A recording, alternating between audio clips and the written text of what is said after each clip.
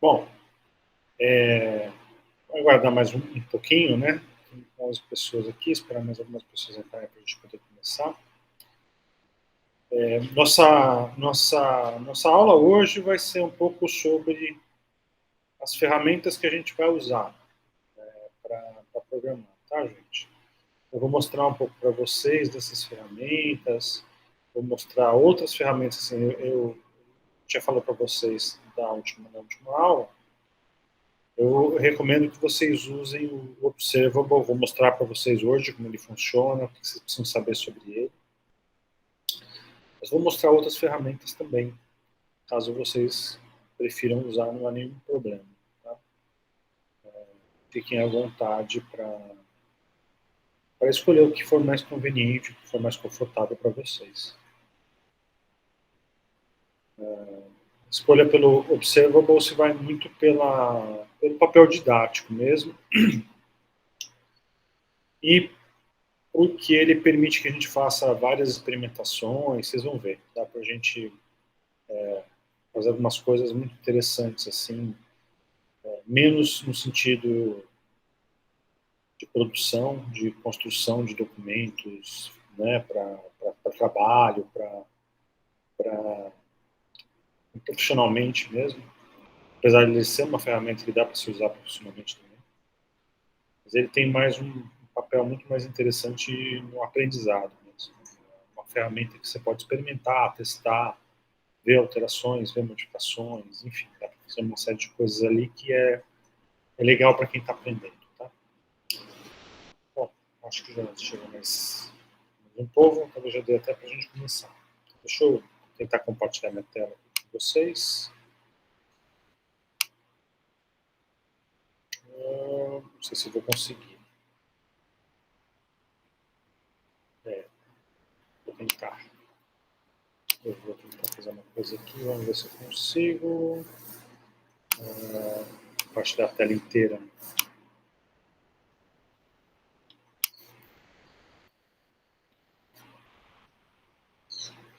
Não, acho que eu não vou conseguir fazer essa mágica, então eu vou ter que fazer uma coisa meio estranha, mas vamos lá. Compartilhar.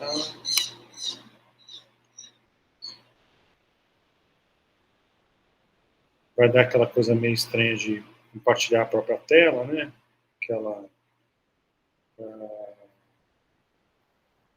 Aquela situação. Vocês estão vendo aí a minha tela? Que eu não consigo ver como eu estou compartilhando. Aqui tá tranquilo, aqui dá para ver. Ótimo, tá. Como eu estou compartilhando a tela inteira, eu estou com esse problema de espelhamento e tal, isso atrapalha um pouco, né? Por que eu estou compartilhando a tela inteira e não uma aba, né? Porque eu vou mostrar para vocês também aplicativo, né? Software mesmo instalado no computador, não na aba do navegador, né? Então, esse aqui, que vocês estão vendo aqui, é o meu Visual Studio Code, né? Ele está muito customizado, tá? Ele está muito modificado, ele está aí colocado para a minha necessidade, né? O Visual Studio Code ele permite isso, né? Deixa eu colocar aqui um HTML. Depois vocês vão ver que eu vou mostrar também outra versão, a versão online, que ele é bem diferente do que está aqui. Mas, basicamente, o Visual Studio Code ele é um editor de código, ele é um editor de texto, né? Então a gente escreve texto aqui, né? A gente pode ter vários arquivos abertos ao mesmo tempo, que ficam aqui espalhados na parte de cima ou aqui na lateral, né? Você tem acesso aqui nas opções do menu, né? Você tem a opção de pesquisar dentro dos arquivos, de controlar a versão, de plugins, enfim, tem uma série de ferramentas aqui. Essa aqui é a parte que permite você ver o que está aberto, né? A gente pode abrir dois códigos ao mesmo tempo para enxergar, né? Dois códigos diferentes ao mesmo tempo, então você pode ver uma coisa do lado da outra para acompanhar. Enfim, mais importante do que isso, né? Ele tem ferramentas que são muito práticas para quem desenvolve, né? Uma das coisas mais importantes que todo editor de código vai ter é o code highlighting, essa marcação colorida dos elementos, né? Para que o programador saiba, que ele consiga identificar visualmente se tem algum erro, algum problema, né? No código que ele está construindo. Estou construindo aqui código HTML. Sem muita propriedade. Então, o editor de código, ele vai permitir que a gente tenha esse tipo de coisa, que a gente consiga ter algumas referências em alguns deles, né? Então, quando você vai construir alguma coisa, digamos aqui, vou construir uma tag, né? Ele vai me mostrar todas as tags possíveis, o que existe, o que eu posso usar. Ele vai me dar possibilidades, enfim, ele vai fazer um monte de coisa, né? Ele vai me dar uma série de informações aqui que eu posso precisar para construir meu código, pode ser útil para o meu código, então ele vai me ajudar em muita coisa, tá? É para isso que serve um editor de código. Mas até, já que a gente está falando de editores de código que são instalados, né? Existe o VS Code, o Visual Studio Code, ele não é exatamente uma IDE. IDE significa Integrated Development Environment, ou seja, ambiente de desenvolvimento integrado. O Visual Studio Code ele não é uma IDE. IDEs eram softwares desenvolvidos, ainda são desenvolvidos, são softwares que são um ambiente muito completo para desenvolvimento de software. Geralmente tem ali ambiente para fazer teste, ferramentas para você resolver um monte de coisas, partes do software para você fazer o que a gente chama de debugging, para você encontrar erros nos programas e consertar os erros. Enfim, as IDEs, elas são ferramentas são enormes, né? São ferramentas, pacotes completos para desenvolvimento de software. O Xcode da Apple, por exemplo, é uma ferramenta tão grande, assim, tem tanta coisa para desenvolvimento de software, que a última vez que eu fui tentar instalar, se não me falha a memória, ele tinha 18 GB a instalação dele, né? Tem ferramenta visual para você desenhar a interface, para você já construir como é que a interface vai ser num aplicativo mobile, tem um monte de coisa, muita coisa mesmo.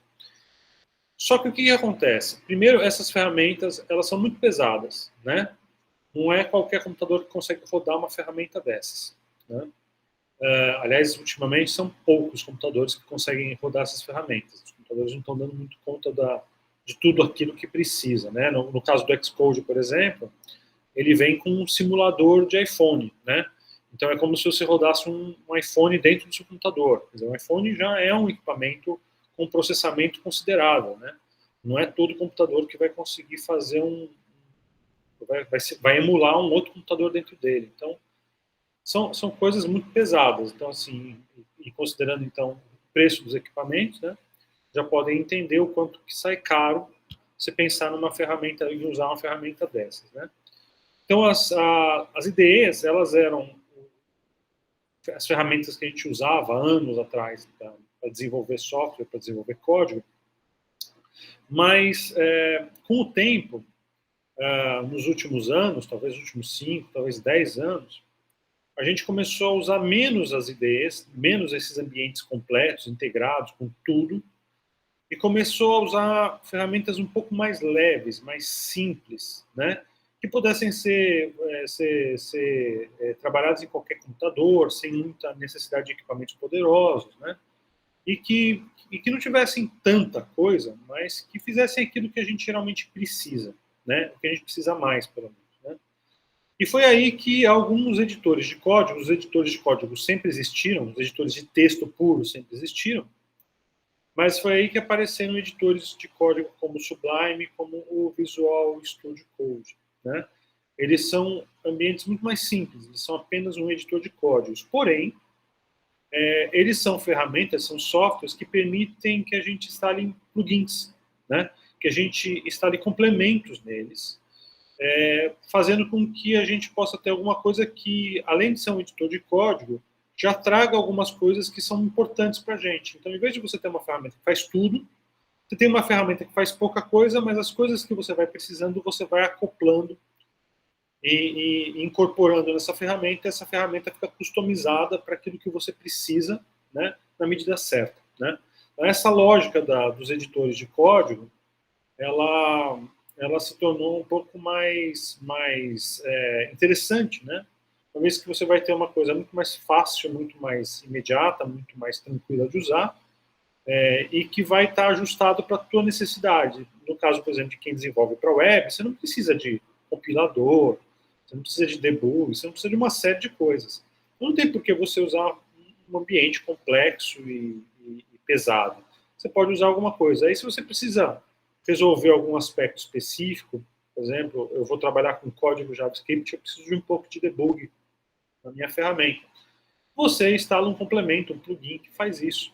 E aí, pode ser até um plugin bem direcionado para, por exemplo, desenvolvimento para web. Então, você não vai ter uma coisa genérica, alguma coisa pesada, você vai ter uma coisa bem eficiente e bem direcionada. Né? Então, de um tempo para cá, as pessoas, os programadores, têm preferido usar essas ferramentas, os editores de código, que são bem mais leves. Né? E o código, o arquivo, né, o arquivo que a gente grava de código, independente de qual seja a linguagem que a gente está usando, né, pode ser HTML, pode ser Processing, pode ser Java, pode ser JavaScript, pode ser a linguagem que vocês quiserem usar.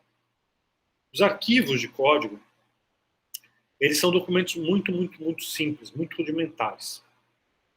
O arquivo de código ele é basicamente um documento texto, mas isso é uma coisa muito confusa para a geração de vocês, porque quando a gente fala em documento de texto, vocês automaticamente imaginam o Word, um arquivo doc, ou um arquivo do Google Docs, né, que são arquivos de texto. Na verdade, o Word ou o Google Docs não trabalham com arquivo de texto, eles trabalham com um formato, né, proprietário que contém texto, né, que contém um conteúdo textual. Mas o arquivo não é texto. Se você abrir aquilo lá no editor para você ver os bytes que tem ali dentro, você vai ver uma coisa bem complexa, né, que, inclusive, só dá para ser decodificado o conteúdo daquilo ali quando você tem uma ferramenta específica para fazer isso, que é o próprio Word ou compatíveis, né, ou o próprio Google Docs. O que a gente chama de editor de texto, na verdade, são editores de arquivos que contêm bytes. Né? Cada caractere é um byte. Então, é uma sequência de bytes. Cada byte nesse arquivo é uma letra. Então, esse sinal de menor no meu arquivo, ele é um byte. A letra H minúscula no meu arquivo é outro byte. Ó, já mudei a posição. Já é outro byte. O caractere 1 é outro byte. Então, cada byte guarda a informação de um caractere. O arquivo é apenas isso, exclusivamente isso. Uma sequência de bytes, cada byte é um caractere. Né? Então, ele guarda apenas os caracteres na sequência. Né? Se vocês conseguirem, por exemplo, um aparelho, um leitor de disco, um disk drive, né? Um leitor de disquete antigo, e vocês gravarem nesse disquete um código, né? Um arquivo de código que vocês construírem hoje, com o Visual Studio Code, com qualquer ferramenta, vocês podem colocar esse arquivo num computador de 30 anos atrás, de 40 anos atrás, e vocês vão conseguir abrir esse arquivo. Né? Vocês vão conseguir abrir, pegar um editor de texto daquele computador de 30 anos atrás e abrir esse código lá. Você não vai conseguir compilar, não vai conseguir rodar, não vai conseguir fazer muita coisa com esse código, mas o código propriamente dito, esse texto que está aqui, que é o código, você vai conseguir abrir um computador com 30, 40 anos de idade sem nenhum problema, porque o arquivo é muito simples. Já um arquivo do Word, por exemplo, um arquivo doc, se você pegar um computador de 30 anos atrás, não tem nenhuma maneira de você abrir o conteúdo daquele arquivo, né? Porque ele precisa de um software muito, muito complexo, muito sofisticado, para interpretar aquele conteúdo que está ali dentro. Tá? Então, editores de código, eles trabalham com um arquivo texto puro, só caracteres, né? Sem formatação, sem negrito, tamanho de fonte, nenhum tipo de informação, cor, nada disso. Apenas os caracteres. Então, eles são realmente softwares muito simples, né? O que nos é interessante nessas ferramentas é que elas são editores de texto voltados para programadores, então eles carregam aí, por exemplo, como code highlighting, né, essa coisa de colocar cor nos elementos da programação, eles carregam aí uma série de ferramentas e recursos que ajudam profundamente o programador a programar, né? Se a gente, em vez de trabalhar em cima de um documento HTML, mas sim um documento texto puro mesmo, só texto, não vai ter o code highlighting aqui, fica bem mais difícil de programar porque você não vai conseguir enxergar com muita facilidade onde você errou, né? Então, esse tipo de recurso, por exemplo, é super legal, é super importante para facilitar, né, um pouco do nosso trabalho de construir código. É verdade que programadores profissionais, né, eles precisam ser capazes de programar sem esse tipo de recurso, porque às vezes eles precisam modificar código, por exemplo, que só é acessível através de um terminal, né? E aí você não vai ter nenhum recurso, você vai ter que mexer no arquivo sabendo o que você está fazendo, sem nenhum apoio, sem nenhuma bengala para você se apoiar e fazer o trabalho mais fácil, né? Mas isso é uma questão muito específica para quem realmente vive de programação e vive fazendo esse tipo de trabalho, tá? Então, só para vocês conhecerem um pouquinho aqui do Visual Studio Code, né, que é uma das ferramentas mais usadas para programação. O GitHub, né, o Visual Studio Code da Microsoft, e o GitHub também é da Microsoft, né? Recentemente, o GitHub implementou o Visual Studio Code na web. Então, o que vocês estão vendo aqui é a mesma coisa que vocês estavam vendo. É um pouco diferente, claro, porque esse aqui está na versão original. É assim que ele vem a primeira vez. Não é como o meu, que está tudo customizado, né? Mas, basicamente, o Visual Studio Code na web é o Visual Studio Code que eu estava usando, só que dentro do navegador. Então, ele tem as mesmas coisas, os mesmos recursos, praticamente todos os mesmos plugins, né? Todas as mesmas coisas. A diferença dele é que você vai gravar o teu arquivo no GitHub e não no seu computador, né? Mas é a mesma coisa. Então, ele vai ter os mesmos recursos, as cores estão diferentes, os tamanhos estão diferentes, porque eles estão as opções originais, mas ele vai funcionar exatamente da mesma forma que o Visual Studio Code, né?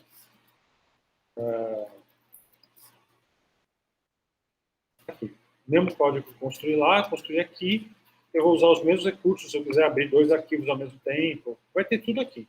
Se eu quiser fechar essa aba para enxergar maior, vai ser exatamente a mesma coisa. As cores são as cores originais, isso pode ser alterado também, você pode mudar a cor, mudar tamanho, mudar o que você quiser aqui, exatamente como você faz com o Visual Studio Code instalado no seu computador. Então, a versão do GitHub online é mais moderna, se assim eu posso dizer, né? Porque atualmente as pessoas têm trabalhado mais na nuvem, né? Têm trabalhado mais no navegador. Não foi todo mundo que fez essa migração ainda, mas é uma tendência, porque vai ser mais fácil, né? Porque você não precisa instalar, porque você está na tua casa, você usa o mesmo ambiente, você vai para o teu trabalho, você vai usar, mas você não precisa instalar nada, quer dizer, você vai para um cliente, trabalhar no seu cliente, você não vai precisar instalar nada, já está tudo aqui funcionando sem você precisar instalar, configurar, fazer nada. Você configurou aqui, vai ficar assim, quando você abrir, ele vai estar do jeito que você precisa, né? Então, o Visual Studio Code na web também é uma ótima opção para a gente poder desenvolver código, né?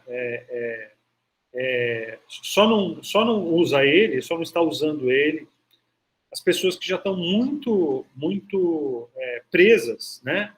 Muito acostumadas, já muito habituadas a um ambiente que elas têm no seu computador, no computador de trabalho, e que já está tudo bem resolvido, já está todos os plugins, já está tudo que você precisa ali, tudo tão bem estabelecido, que ter que colocar todas essas coisas de novo no ambiente na nuvem vai dar um trabalho, então a pessoa, por conveniência, continua naquilo que está acostumado, né? Do contrário, quem está começando agora, quem nunca usou um Visual Studio Code, não precisa nem baixar, né? Não precisa nem se dar o trabalho de instalar no próprio computador, já pode ir direto para a versão online, que vai ser talvez até mais fácil, né? De trabalhar. Outra ferramenta importante, legal aqui para vocês, é o Open Processing. O Open Processing é uma ferramenta de código mais voltada para a linguagem Processing, a linguagem P5, que é a versão JavaScript de Processing. Mas o Open Processing ele também trabalha com HTML e CSS. Até porque o próprio P5 depende de JavaScript, que também depende de HTML e CSS, né? O Open Processing ele também é uma espécie de uma rede social, né? Ele é um ambiente de desenvolvimento para código criativo, para expressões computacionais, né? Ele foi desenvolvido para esse tipo de construção, né? E não para programação mais objetiva, para programação funcional, para construir ferramentas, para construir documentos, né? Então, ele não foi pensado e desenvolvido para trabalhar com HTML, para construir sites, né? Mas é possível se fazer bastante coisa nele, né? Para quem não conhece, porque as pessoas que tiveram aula comigo no semestre passado em design generativo trabalharam aqui no Open Processing, né? Ele também é um editorzinho de código, bem simples, né? E aqui nas opções dele, você pode escolher se você quer usar o Processing original, o P5, que é a versão JavaScript do Processing, ou trabalhar com HTML e CSS dentro dele, né? Então, quando você constrói código HTML, o intuito do Open Processing é que esse código HTML seja alguma coisa que você vai construir para apresentar, para colocar, para inserir programação de processing, né? Ou de P5, né? Não como um ambiente para o desenvolvimento do próprio HTML, por assim dizer, um site, né? Mas é possível, é possível. Não haveria nenhum problema de desenvolver algum site ou alguma coisa aqui, né? Por exemplo, eu vou colocar aqui, H1.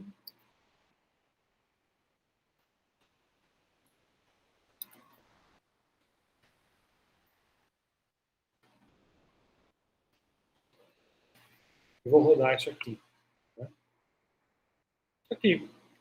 Ele gerou para mim um título, um link, né? Funciona, funciona. Só que não é uma ferramenta elaborada com esse propósito, né?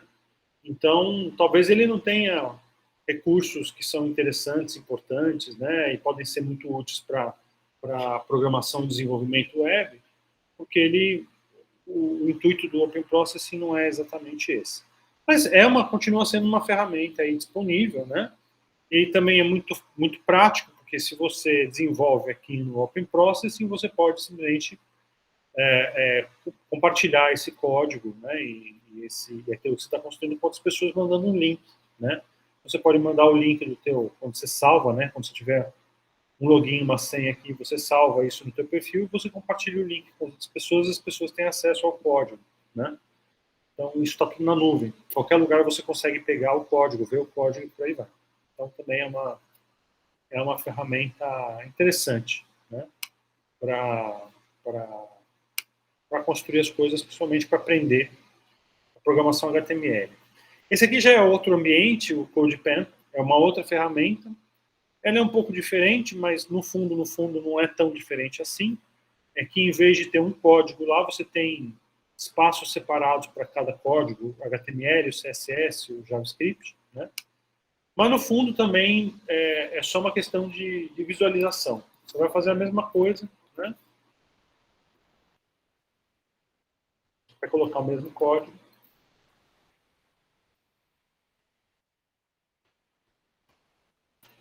Sim. Então, tudo aquilo que você está construindo aqui no editor de HTML vai ser visível aqui embaixo no resultado. Você já vai vendo em tempo real que você está construindo qual é o resultado que ele tem, né? E pode trabalhar aqui com um espaço separado para CSS e se você for colocar a programação JavaScript também um espaço separado. Ele geralmente é tido como um ambiente de experimentação, né? Quer dizer, é onde você vai construir experimentos, né? Fazer testes, criar algumas coisas que você vai usar em algum site, em alguma coisa, mas você trabalha, geralmente se trabalha no CodePen, mais com o desenvolvimento desses pequenos experimentos para serem usados em outros lugares, né? Aqui você testa, vê se funciona, e depois você coloca o código de fato que funciona onde você precisa. Ele não é vou dizer assim, não é um ambiente, por exemplo, para você construir um site completo, né?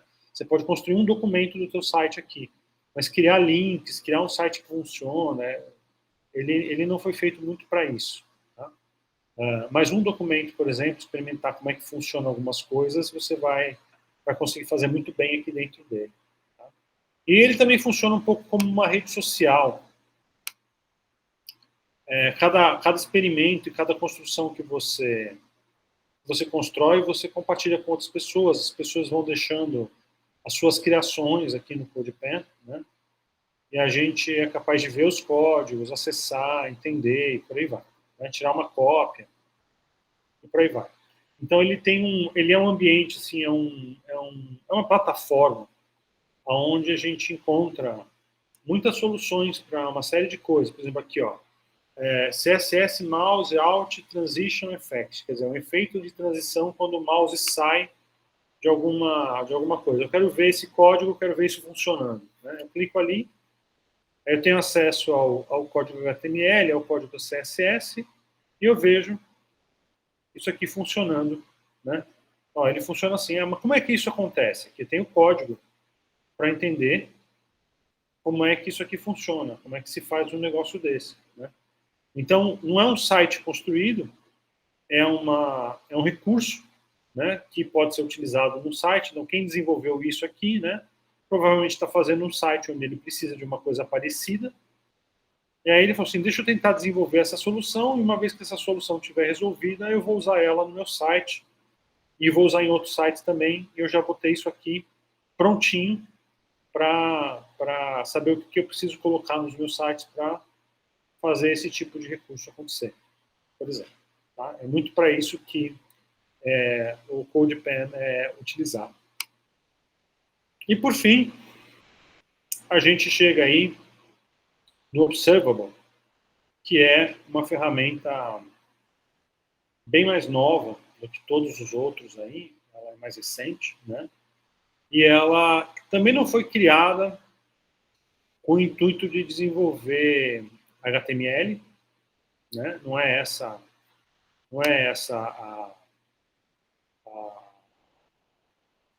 o motivo de existência do Observable, né? Mas ele, deixa eu entrar aqui no GitHub.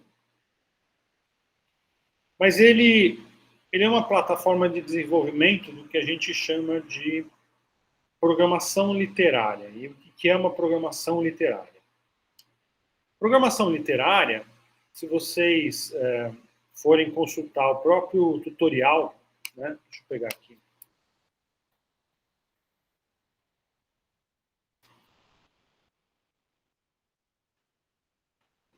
Programação literária é um jeito da gente construir um código de programação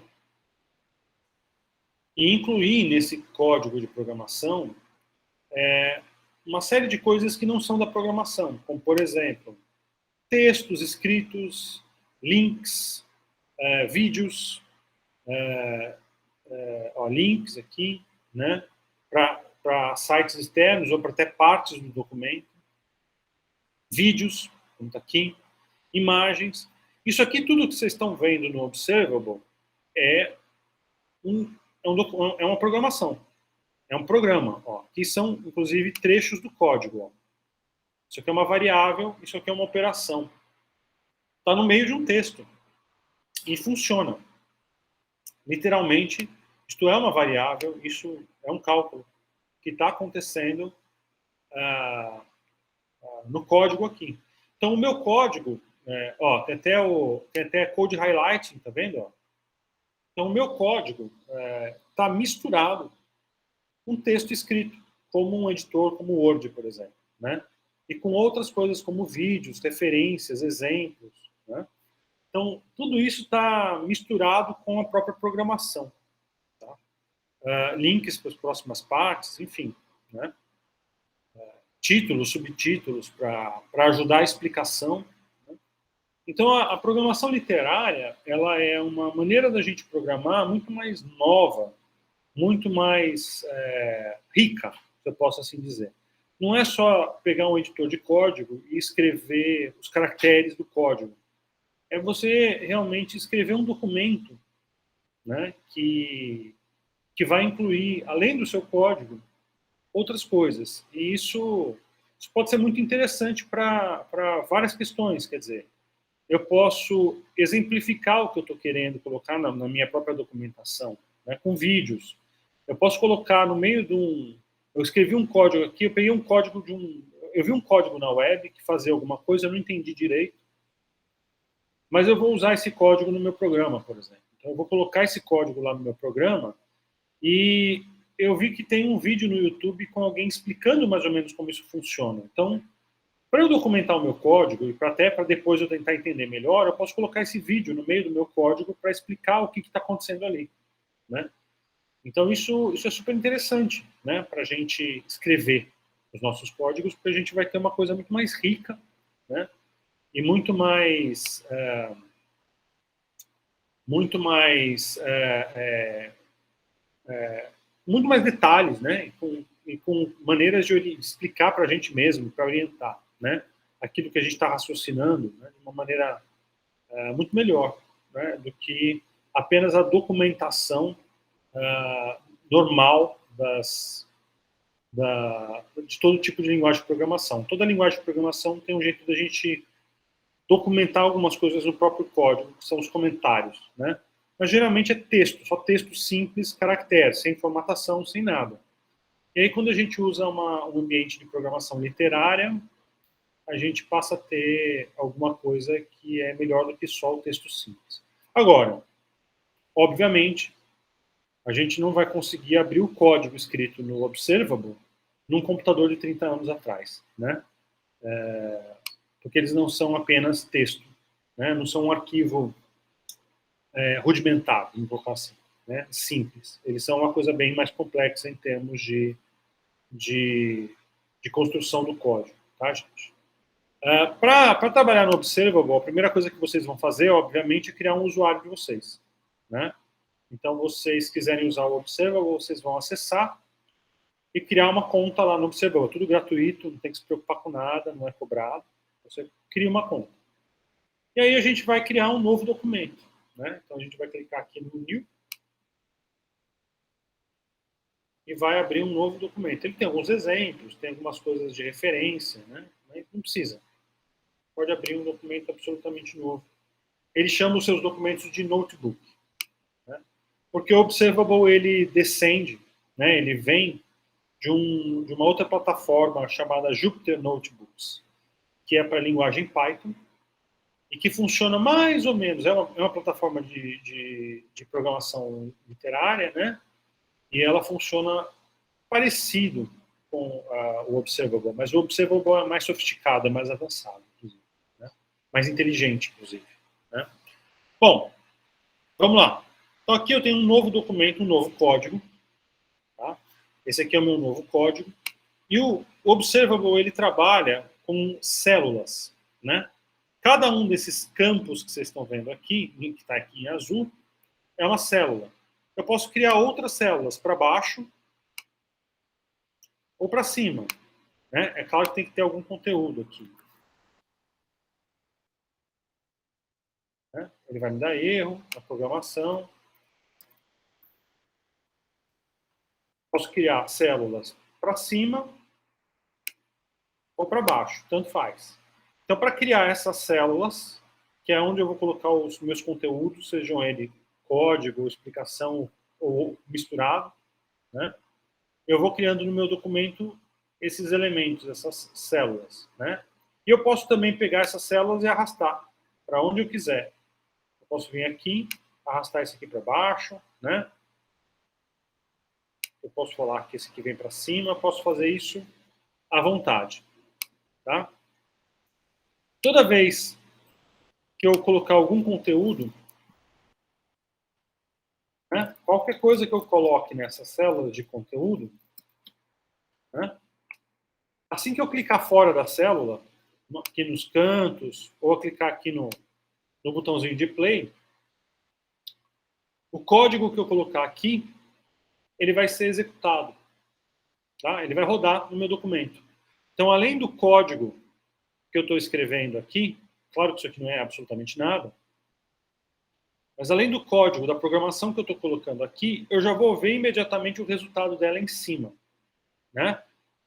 Para que o Observable possa executar o teu código, você precisa dizer para ele que tipo de código é esse. Então, ele trabalha com JavaScript, Markdown, HTML ou TeX, que é uma linguagem de formatação de fórmulas matemáticas, que é importante o LaTeX é importante para quem escreve documentação matemática, científica, física, que precisa construir umas fórmulas, umas coisas que a gente não tem no nosso teclado, né? Então é um tipo de marcação de texto que pode construir umas coisas gráficas ali interessantes. Né? Então, no nosso caso, a gente vai usar HTML. Então, no momento que eu falar para o Observable que esse código que está aqui é um código HTML, ele vai parar de dar erro. Porque ele estava supondo que isso aqui era JavaScript. Isso aqui em JavaScript não significa nada, isso aqui está tudo errado. Então, ele está falando, ó, deu erro no seu código. Mas se eu falar para ele que isso aqui é HTML, isso aqui para o HTML pode ser alguma coisa, conteúdo de texto. Né? Então, ele vai interpretar isso daqui como conteúdo de texto, ele vai mostrar esse texto. Né? Então, vamos lá. Isto é meramente conteúdo de texto. Esse é o meu código. O que está em azul aqui embaixo é o meu código. Eu vou rodar esse código aqui e o resultado do código eu estou vendo em cima. Eu posso fazer com que esse código fique sempre sendo mostrado no meu documento. Quer dizer, além do resultado do código, eu vejo também o próprio código. Né? Para fazer isso, eu fixo o código aqui nesse íconezinho de pin, né? Aqui do lado. Tá? Se eu clicar aqui, o código vai estar sempre exibido. Se eu tirar o pin, o código não vai ser exibido, exceto se der um erro. Né? Então, vou colocar aqui também um HTML, vou tirar o pin, e tá aí. Você só vê o resultado, você não vê o código. Para você ver o código, você vai ter que abrir a célula, né? Passando com o mouse em cima da célula, você vai ver essas opções aqui, e você abre aqui ela para enxergar o conteúdo. Tá? Então, a gente pode esconder o código se a gente quiser, ou a gente pode deixar o código fixo. Mostrando para vocês um pouco disso em JavaScript, para vocês entenderem a diferença entre o resultado e o código, né? Por exemplo, x é igual a 10 vezes 5. Isso é um código de JavaScript, onde eu estou atribuindo a uma variável um cálculo. O resultado desse código é que x é igual a 50. Esse é o resultado. O código está aqui embaixo. Né? Ou eu poderia fazer uma coisa mais complexa, poderia fazer o seguinte.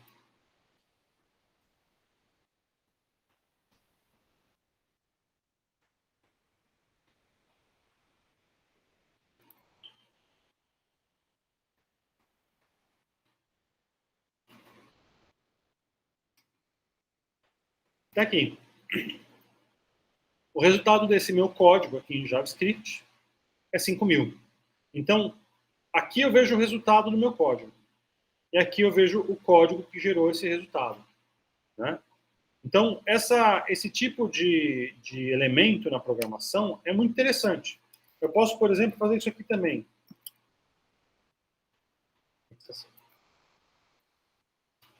Pronto. X é igual a 5.000. E daí, numa outra célula aqui embaixo, eu posso falar o seguinte: y igual a x dividido por 2. O x está definido aqui em cima, nessa célula. E ele está sendo recuperado na programação aqui embaixo. Então, a minha programação ela vai sendo picotada em células separadas, com explicações e textos e referências no meio dela. Tá? Então, é isso que a programação literária me permite fazer no programar. Mas a gente não tem que se preocupar com JavaScript, porque não é o objeto da nossa disciplina. Eu posso apagar também as células, né? Basta vir aqui nos 3 pontinhos e apagar, por exemplo. Né? Então, estou apagando aí as minhas células no documento. Esse mecanismo da gente editar o conteúdo do nosso código, do nosso documento, é um pouquinho estranho no começo. Eu lembro que eu penei um pouco para lidar com essas coisas, e imagino que talvez vocês também, no começo, é estranho, porque não é como a gente está acostumado a trabalhar com qualquer tipo de software, com editor, qualquer coisa assim, né? Então, você tem que clicar aqui, apagar, mexer, aí você clica no vazio, aí você clica no vazio, que na verdade é outra célula. Às vezes a gente dá uns perdidos, assim, né? Ó, tá vendo? Você clica aqui, aparece um negócio, o outro desaparece. Então, quando você tem uma célula que não tem nenhum conteúdo, ele automaticamente apaga essa célula, né? Então, se eu clicar aqui, isso aqui desaparece e não existe mais. Às vezes dá uns desencontros aqui, mas, assim, com um pouquinho de experiência, um pouquinho de prática, vocês vão ver que é fácil. É só uma questão de hábito, de se acostumar um pouco com a interface dele, né? Isso que vocês estão vendo aqui, por exemplo, é Markdown, né? Markdown é uma linguagem de marcação. Basicamente, é uma maneira de você informar a formatação de um texto, né? Então, por exemplo, esse símbolo aqui, antes de alguma coisa, indica que se trata de um título. Isso aqui, subtítulo. Isso daqui é um... Se eu não falar nada, texto normal. Se eu, por exemplo, quiser fazer um itálico, acho que é negrito ou itálico? Acho que é itálico.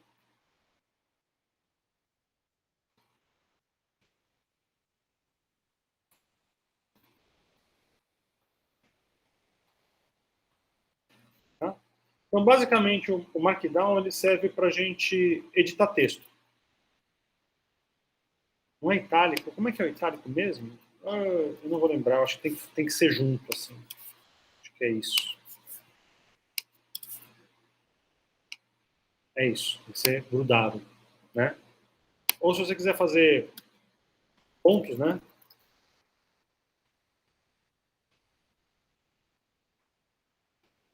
Então, o Markdown ele serve para criar esse tipo de marcação num texto, tá? Reparem que não dá muito para você mudar a fonte. Você pode até fazer, né, com títulos e subtítulos, mudar tamanhos, mas você não tem como ficar editando o tamanho, eles já são padronizados. É uma maneira de a gente escrever um texto e colocar a formatação. Você pode colocar links também. Pode colocar um link, por exemplo.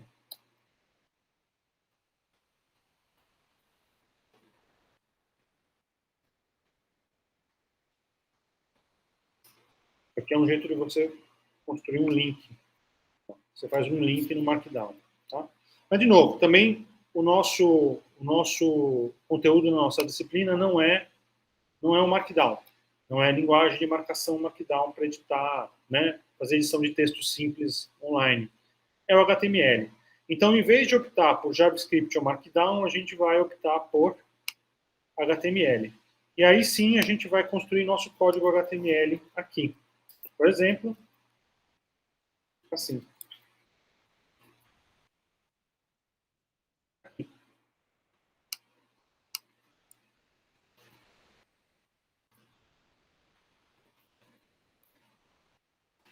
Ele vai dar erro, porque ele está achando que é JavaScript. Então, eu tenho que informar que é HTML. Aí ele vai funcionar. Então, eu vou colocar aqui HTML para não errar de novo.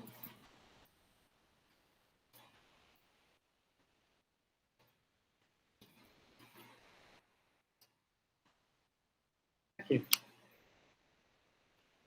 Então, todos os meus códigos estão sendo colocados e os resultados deles estão um em cima dos outros, né? Eu posso, por exemplo, tirar o código sendo mostrado e deixar com que todos eles sejam um embaixo do outro, células um embaixo do outro. Ou eu posso, eventualmente, querer fixar no meu documento para mostrar claramente qual é o código que gerou esse resultado, né? E, obviamente, eu poderia ter feito tudo isso numa célula só em HTML.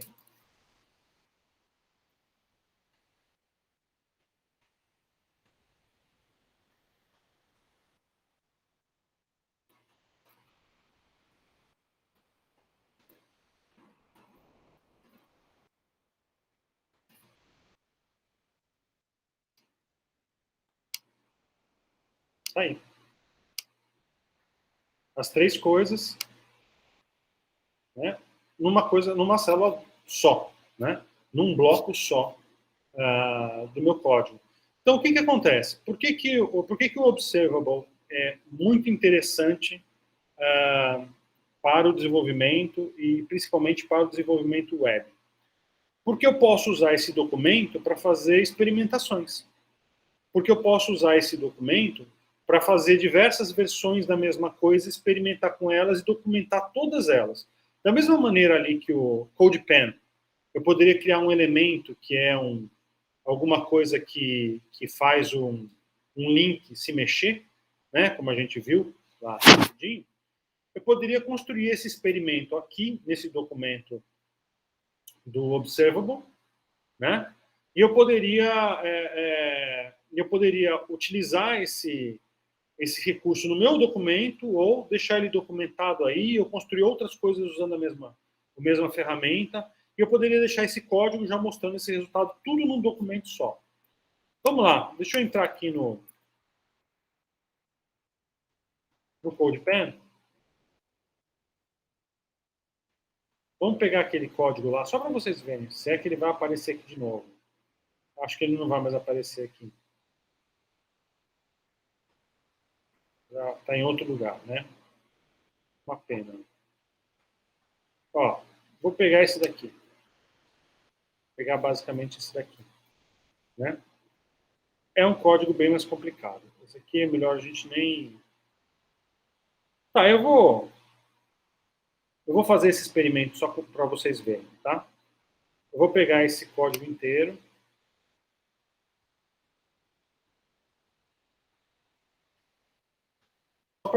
Vocês não têm que se preocupar com o que são essas coisas, tá?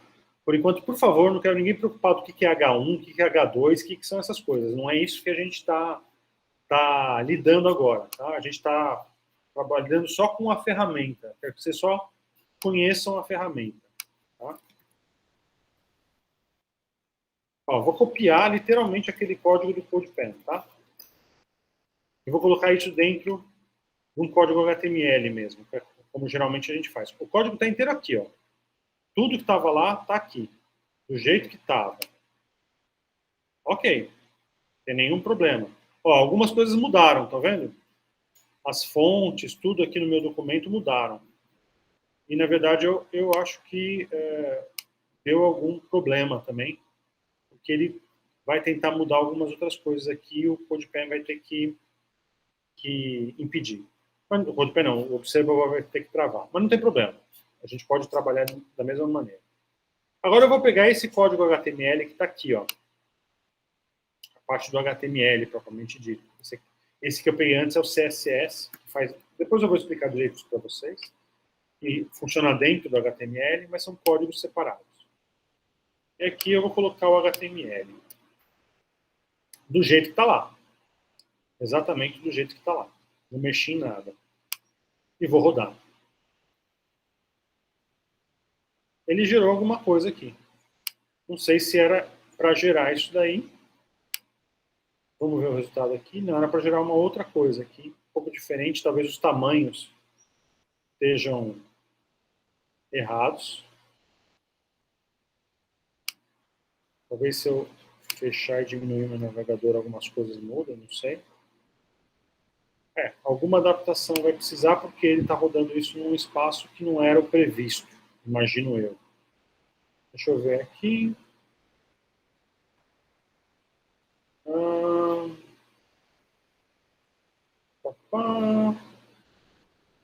Vou tirar isso daqui. Deixa eu ver dimensionamentos. Aqui.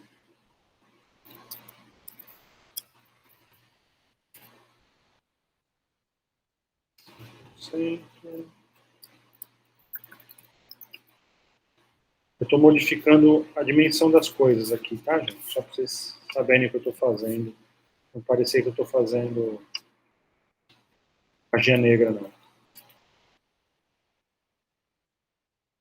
E duração. Vamos ver se isso aqui... já mudou. Pronto. Aí, ó. Aquilo que vocês estavam vendo aqui no CodePen,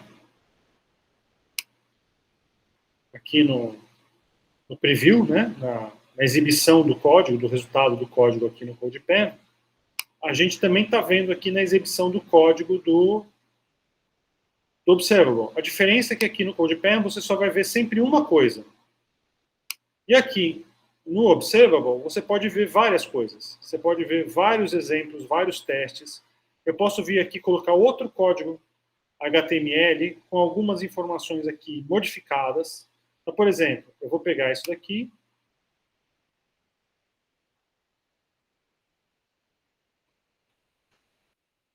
Vou criar mais um campo aqui. Só que agora, deixa eu colocar isso aqui como HTML. Não vai deixar? Só que agora, por exemplo, eu vou cortar aqui umas informações. Ó. Vou cortar isso daqui.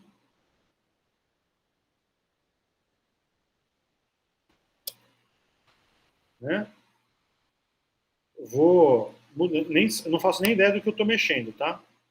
Mas eu estou mexendo aqui, ó. Estou cortando algumas coisas. Né? Tá aqui, ok. O resto eu vou deixar. Tá, legal. Vou rodar. Vou falar para ele que é um HTML. Tá aqui, ó. Algumas modificações, ó. Primeiro, não aparece o nome do autor, que estava ali embaixo, né? Eu cortei. Aqui tem umas ondas, que são várias ondas, né? E nesse meu aqui, ó, só tem duas ondas, porque eu cortei o código.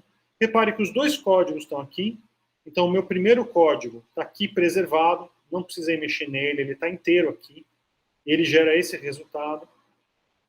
Aqui embaixo tem o outro código novo, né? Que não interfere em nada naquele primeiro, no resultado do primeiro, me mostra outro resultado. Ou seja, aqui dentro do Observable, eu posso construir vários experimentos de código, ver os resultados desses vários experimentos de código, né? Sem ter que criar coisas diferentes, links diferentes, por aí vai. Experimentar, testar. E, sei lá, no final eu posso chegar a uma conclusão que o melhor que eu preciso para colocar no site que eu estou construindo vai ser uma terceira opção, que vai ter 5 ondas ou sei lá o quê. E aí eu vou ter todo esse código montado, e entre eles, entre cada um desses caras aqui, por exemplo, vou vir aqui, desculpa. Vou vir aqui, e eu vou fazer o seguinte. Esse meu segundo experimento é uma tentativa de simplificar o código, onde eu cortei diversos elementos que existiam no código original. Aqui. Vou tirar e deixar assim. Ou seja, dentro de toda a minha programação, né, eu posso ter comentários, eu posso ter referências, né? Ó, posso vir aqui e falar assim, o código original no CodePen está no link, este link.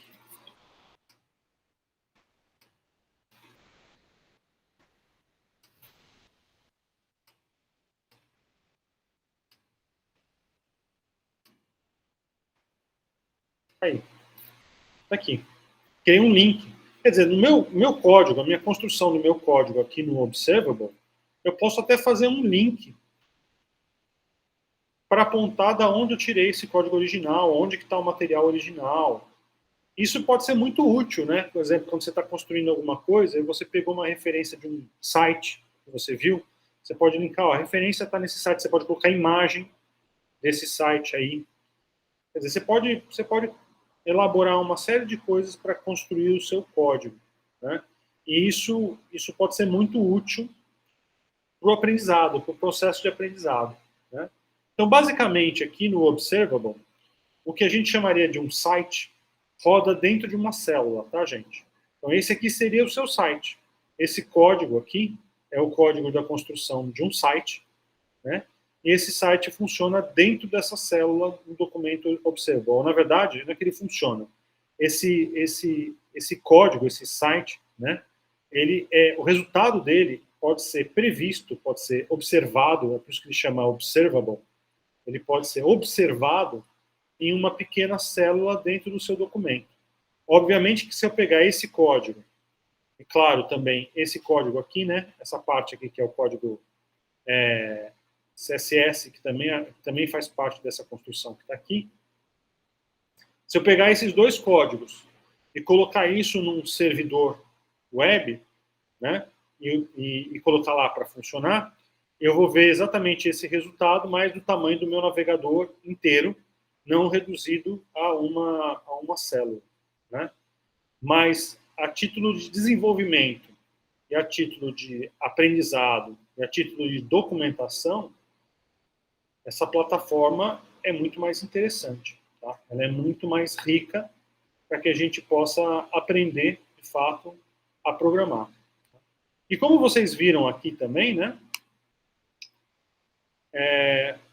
Tanto em JavaScript quanto HTML, a gente vai ter aquele mesmo recurso do code highlighting automático aqui, tá? Então, uma das coisas mais importantes que é o code highlight, né? Que é essa coisa de ter colorido no código, esses elementos que você consegue identificar o que eles são, se eles são um dado, se eles são uma propriedade, se eles são uma instrução, o que é cada um desses, depois a gente vai ver com calma. Mas você consegue ver tudo isso no próprio Observable. Então, ele não perde nada para outros editores de código, onde você vai só construir isso daqui. Por exemplo, VS Code. Você vai construir esse código no VS Code. O que você vai ver no VS Code? O código. E como é que eu faço para ver o resultado disso que eu construí no VS Code? Você salva o arquivo no teu computador, pega o arquivo que você salvou e joga dentro do seu navegador. E aí você vai ver o resultado. Ou seja, vai dar mais trabalho, né? Você vai ter que salvar, jogar. Aí você faz uma alteraçãozinha. Eu quero alterar isso aqui. Eu quero só colocar CSS Waves no lugar de Simple CSS Waves. Ó, Simple CSS Waves. Alterei, rodei, a alteração já está aqui vista, né? No VS Code, você vai ter que gravar o arquivo, pegar o arquivo de novo e jogar de novo para o navegador para você ver a alteração. Tá? Então, é um processo mais trabalhoso, né? Menos conveniente. Não é nada demais você salvar e jogar um documento dentro do navegador. É um grande esforço. Ninguém está fazendo uma coisa muito difícil. Mas isso, repetidas vezes, muitas e muitas vezes, começa a ser uma perda de tempo, né?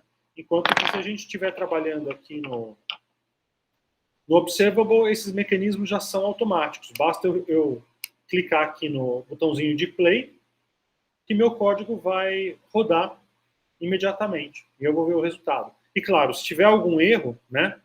Vamos lá. Se eu tiver algum erro, eu vou usar o JavaScript, vocês vejam isso.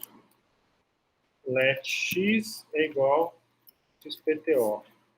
Tem um erro aqui, né? ele já vai me falar que tem um erro, né? Então, se eu escrever um código HTML errado, ele talvez seja capaz, o HTML é um pouco menos claro em relação ao que é um erro e o que não é um erro, né? Então, um código não é uma programação formal, é mais um script, é mais um roteiro de coisas. Mas no HTML, por exemplo, se eu deixar de fechar uma tag, por exemplo,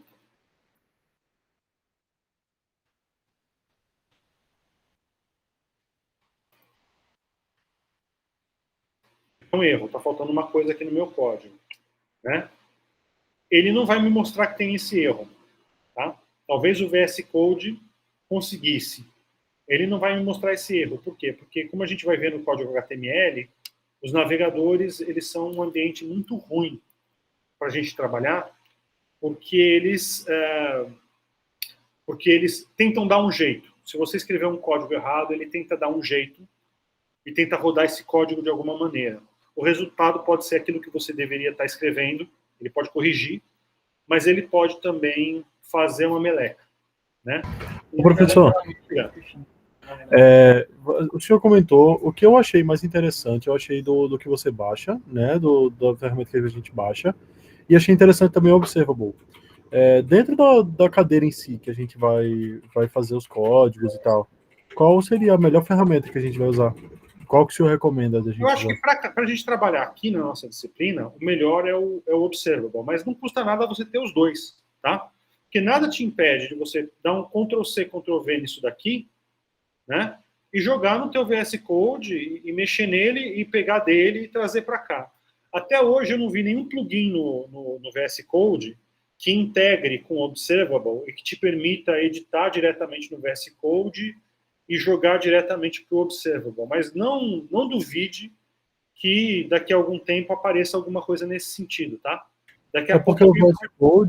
o VS Code é que você baixa e depois você faz o upload no site, não é? O VS Code, por exemplo, você tem alguns plugins, né? Eu uso muito um plugin de FTP, né, de File Transfer Protocol dentro do meu VS Code, que eu mexo no meu código, eu salvo o meu código. No momento que eu salvo o meu código no meu computador, ele automaticamente replica aquele arquivo para o meu servidor. Então, tudo que eu gravo no meu computador, ele automaticamente coloca no meu servidor imediatamente. Então, eu estou trabalhando no meu computador, mas tudo aquilo que eu faço vai parar automaticamente online, entendeu? Mas é um plugin que eu coloquei no meu VS Code para fazer isso, porque naturalmente ele não faz isso, né? Nativamente, sem nenhum extra, ele não vai fazer isso. Então, como é que você faria isso se você usa o VS Code e você está construindo um site? Você vai construir teu código, você vai testar o teu código no teu navegador, no teu computador, então você vai arrastar o teu documento para dentro do navegador. Eu posso até mostrar isso aqui para vocês, tá? Já mostro.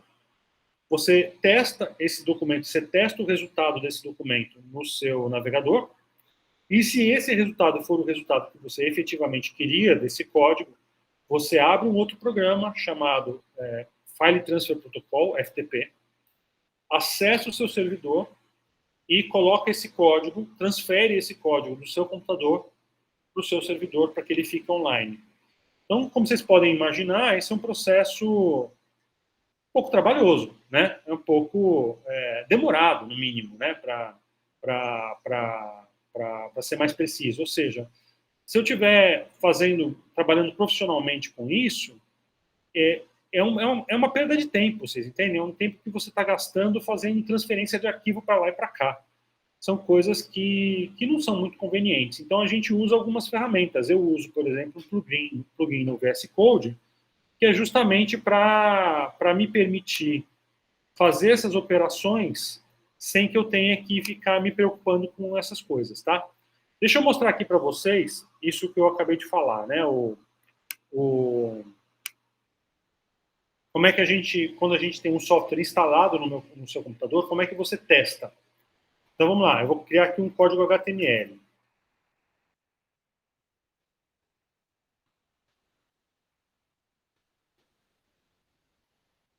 Fazendo coisas bem simples, tá? Absolutamente simples para que vocês não tenham que ficar tentando entender o que é o código, porque não é esse a nossa questão agora, tá?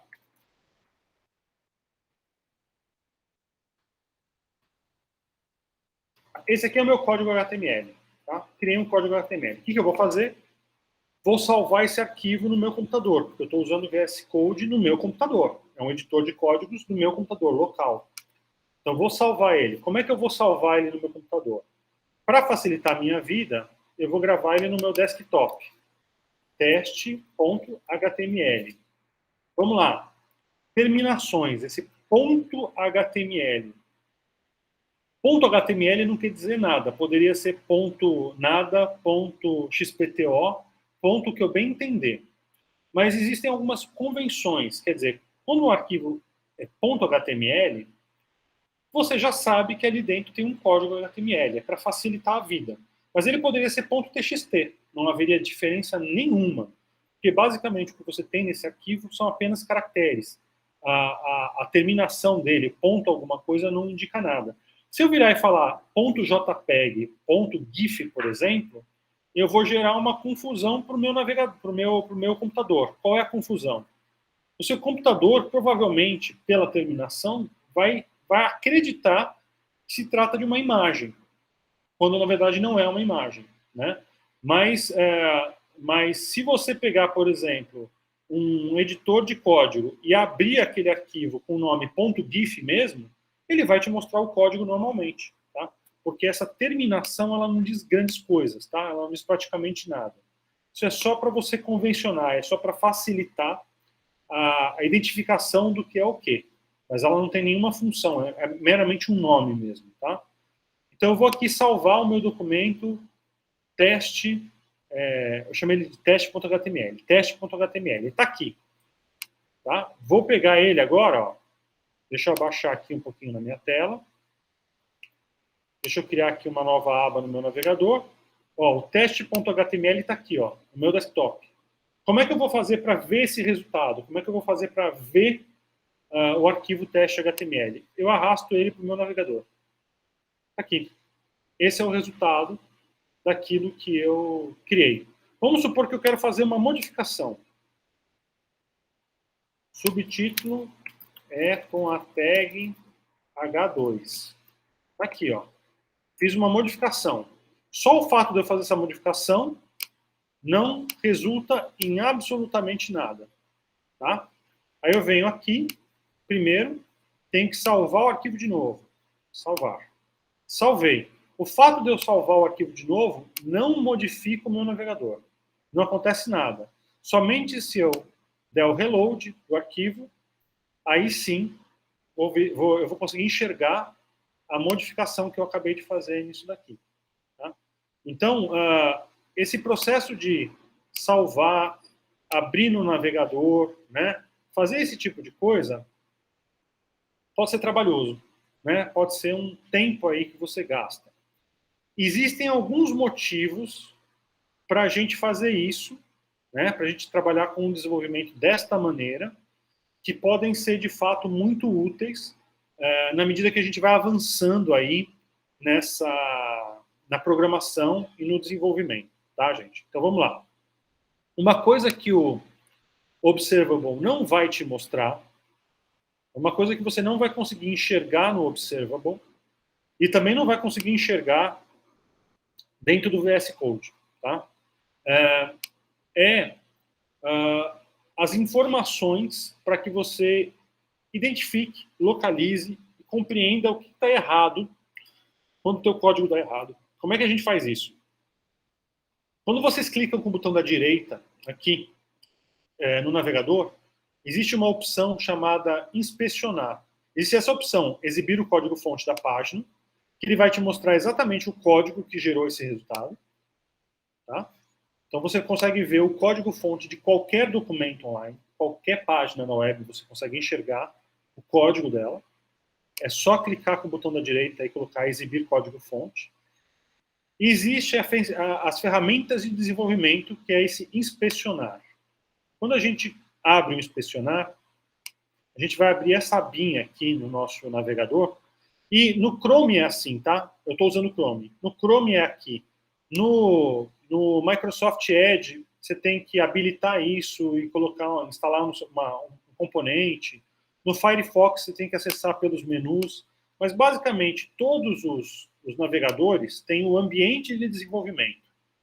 O que é o ambiente de desenvolvimento? É todo o conjunto de informações que um desenvolvedor precisa saber sobre o código que ele está construindo. Então, isso aqui que a gente está vendo, aqui que é o resultado da minha página, eu quero ver como é que isso se comporta quando o meu navegador fica menor. Aqui, ó. Eu consigo diminuir o tamanho do meu navegador por essa ferramenta. Eu consigo enxergar o meu código-fonte. Esse aqui é o código. Apesar de eu ter criado H1, H2 e ahref, isso aqui é o meu código, esse código está errado, ele está incompleto. O navegador teve que completar o meu código com HTML, head, body, colocar esse conteúdo dentro do body e fechar todo o resto. Então, tem um monte de coisa que eu não coloquei no meu código que eu precisava ter colocado. E aí o navegador está me mostrando como é que é realmente o meu código, ainda que eu não tenha escrito isso dessa maneira. Se eu virar aqui e fechar errado a minha tag, por exemplo, H1, ó. Eu errei, eu abri uma tag H2, depois vocês vão entender o que é abrir e fechar, depois eu vou falar com isso para vocês. Não se preocupem com isso agora. Mas existe um erro no meu código aqui, ele está errado. Ele tem um erro de sintaxe aqui, bem grave, bem complicado.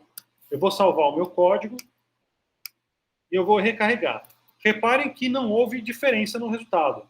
Por quê? Porque o meu navegador, ó, fechou para mim a tag que eu não tinha fechado. Ele corrigiu o meu código sozinho. Então, os navegadores, eles fazem isso. Quando os navegadores encontram um erro no código, que eles são capazes de assumir o que deveria estar ali e não está, eles vão lá e corrigem o seu código. Então, isso é um problema gravíssimo para quem está aprendendo a programar. Por quê? Porque se você errar no teu código, se você cometer erros, você não vai perceber que o código está errado. Então, você vai criar vícios.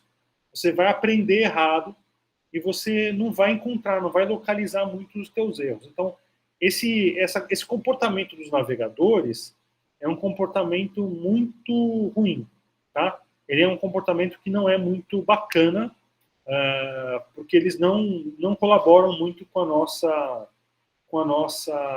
nosso aprendizado a construir código direito, tá?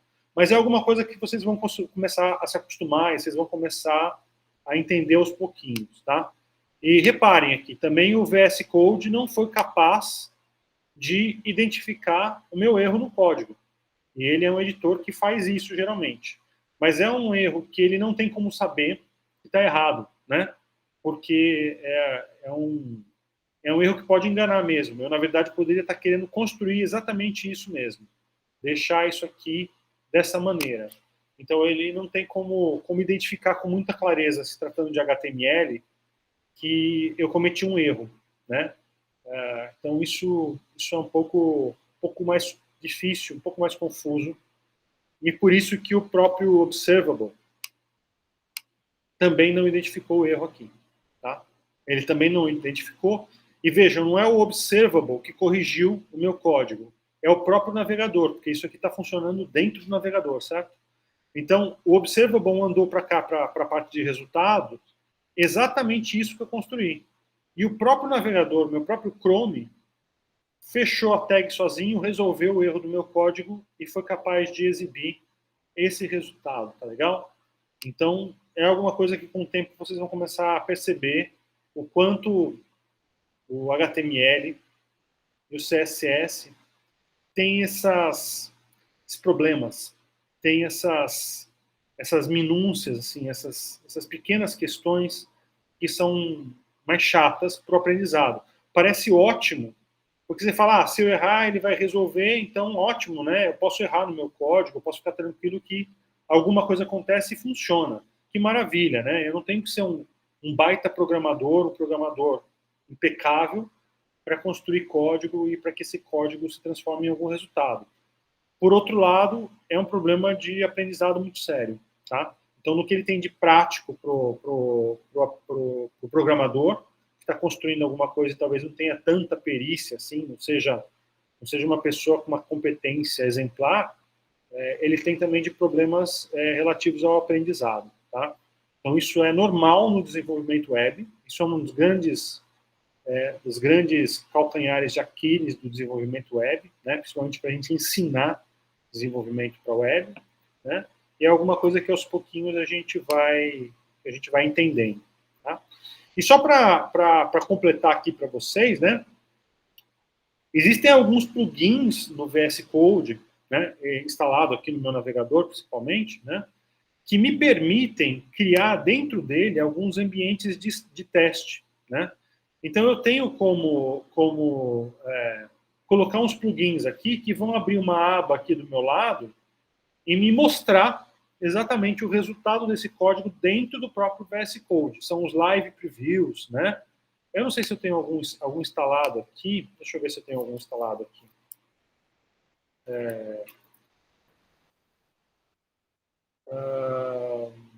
Ver maldição barra lateral, não.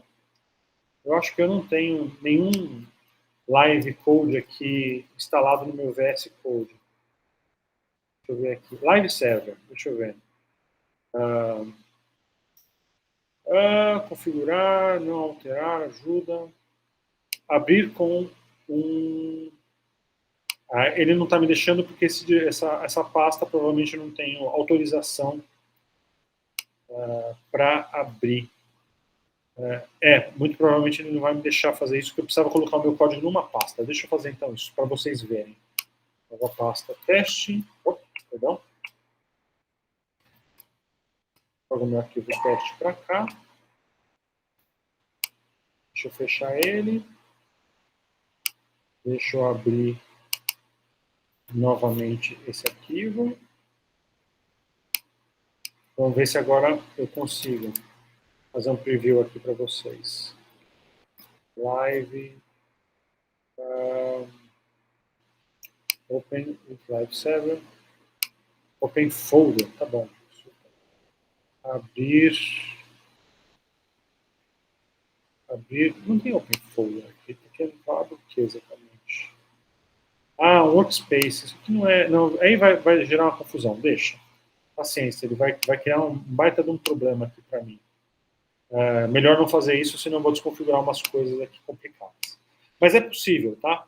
Existem alguns plugins que você abre aqui uma janelinha e você vê o resultado no teu próprio VS Code, se você tiver com ele instalado. Então, o VS Code, naturalmente, ele não faz isso, você tem que arrastar para o navegador, assim, vai para lá, vai para cá, né? Mas com o devido plugin, esse processo se simplifica, né? Tem outro plugin, por exemplo, que quando você salva o teu código no VS Code, ele automaticamente dá um refresh no navegador para você. Isso também é um plugin, tem um plugin no VS Code que serve para fazer esse tipo de coisa. Então, esse tipo de ferramenta, você vai instalando nesse ambiente, e aí o ambiente vai se moldando muito à tua necessidade. Então, isso é muito bom, isso é muito legal, tá? Essas coisas do VS Code, o VS Code é ótimo. Ele é realmente muito bacana. Essas coisas realmente ajudam muito. O único problema, vamos colocar assim, de vocês irem diretamente para o VS Code, é que, como vocês podem ver, por exemplo, ele tem muita coisa. Essa aqui é só a parte de configuração do usuário. A gente ainda não saiu nem desse tópico. Se eu quiser vir para cá, a quantidade de configurações, recursos, então, a quantidade de coisas que você precisa configurar no VS Code para ele ficar do jeito que você quer, né? Então, claro, você não precisa instalar ele e mexer em tudo isso, ver o que é cada uma dessas coisas. O que já vem naturalmente instalado nele já é uma boa solução. Mas na medida que você quer deixar ele do seu jeito, vamos colocar assim, né?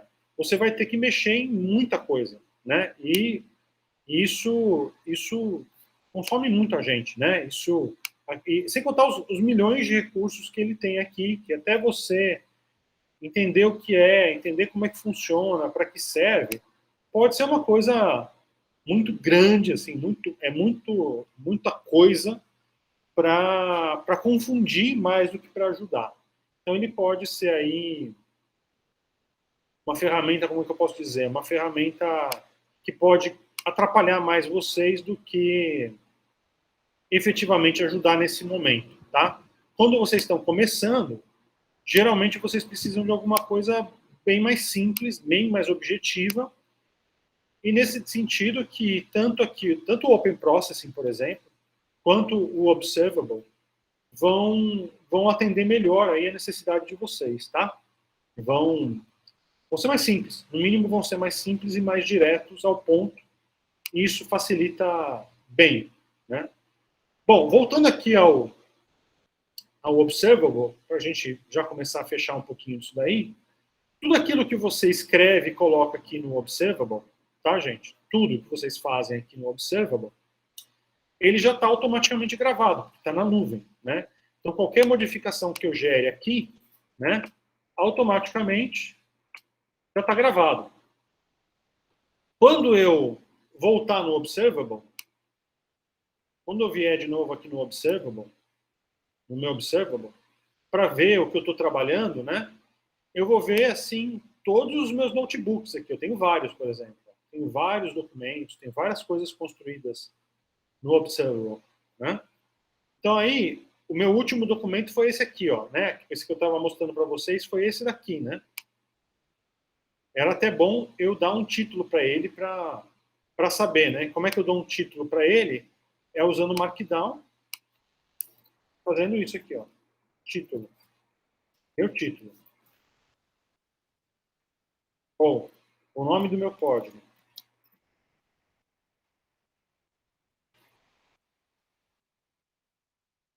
Tá? Então, quando eu faço isso daqui, esse é o nome do meu documento, né? Ó, o nome do meu código, tá aqui, ó. Esse é o nome do meu documento. Poderia ser também em HTML, se eu quisesse. Não precisa ser Markdown. Como é que a gente faria isso em HTML? Eu vou apagar. H1, o verdadeiro nome do meu código. Barra H1. É a mesma coisa que aquela instrução em Markdown. O verdadeiro nome do meu código. Então é assim que eu dou nome ao meu documento, escrevendo nele mesmo qual é o nome, né, com uma marcação de título em Markdown ou com o H1 que serve para título em HTML. Tá? Então, basicamente, tudo que eu fizer aqui já está gravado, já está ali. Só que detalhe, esse documento que eu estou alterando aqui, ele só é visível, acessível por mim. Só eu tenho acesso a esse documento. Por quê? Porque esse documento ele ainda não foi publicado. Ele não está público, ele não tem acesso público. Quando eu clicar aqui em Publish, esse meu documento ele vai se tornar público, ele vai se tornar acessível por qualquer pessoa que tiver o link dele. Se alguém tentar pegar esse link aqui, ó, e colocar no próprio navegador, não vai encontrar absolutamente nada, tá? Por quê? Porque esse link ele é privado. Ele basicamente é privado. Só eu tenho acesso a esse link. Se você não quiser publicar o seu documento online, mas você quiser compartilhar isso com outra pessoa, se quiser que outra pessoa te ajude a escrever o teu documento, é possível compartilhar a edição do documento no Observable com até 4 pessoas, se não me falha a memória. Tá? Você tem essa opção aqui no menu de Share, e você pode colocar até 4 pessoas que podem editar. Imagina como o Google Docs, né? Você pode colocar várias pessoas e várias pessoas podem editar o código, certo? No Google Docs a gente não tem um limite, né? Mas aqui no Observable, a versão gratuita do Observable, ela tem um limite de até 4 pessoas. Então você pode convidar até 4 pessoas para acessar esse documento e editar esse documento, né? você também quiser dizer qual é o link, né? Qual é o link desse documento quando ele for publicado, então, em vez de ser observablehq.com/d/, qualquer coisa aqui, se você quiser dar um nome para isso, você pode. Ó. Você pode colocar Vero Código. O nome do meu documento vai ser, o link do meu documento vai ser observablehq.com/@noia/Vero Código. Tá? E aí, mudou aqui. Né? De novo, se eu mandar esse link para vocês, ninguém vai acessar. Por que não vai acessar? Porque ele continua sendo privado. Eu não publiquei, eu não tornei público. Eu posso compartilhar com outras pessoas. Tá? Mas eu vou lá e publico. Então, finalmente, eu quero publicar. Eu quero que ele seja público, todo mundo tenha acesso. Ou eu quero que ele não seja público, mas que se alguém que tiver o link consiga acessar. Eu coloco ele como unlisted. Mas, de qualquer maneira, tanto faz, ele está acessível. Né? Publiquei. Pronto.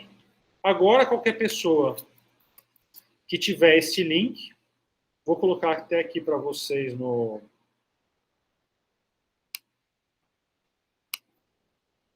chat aqui.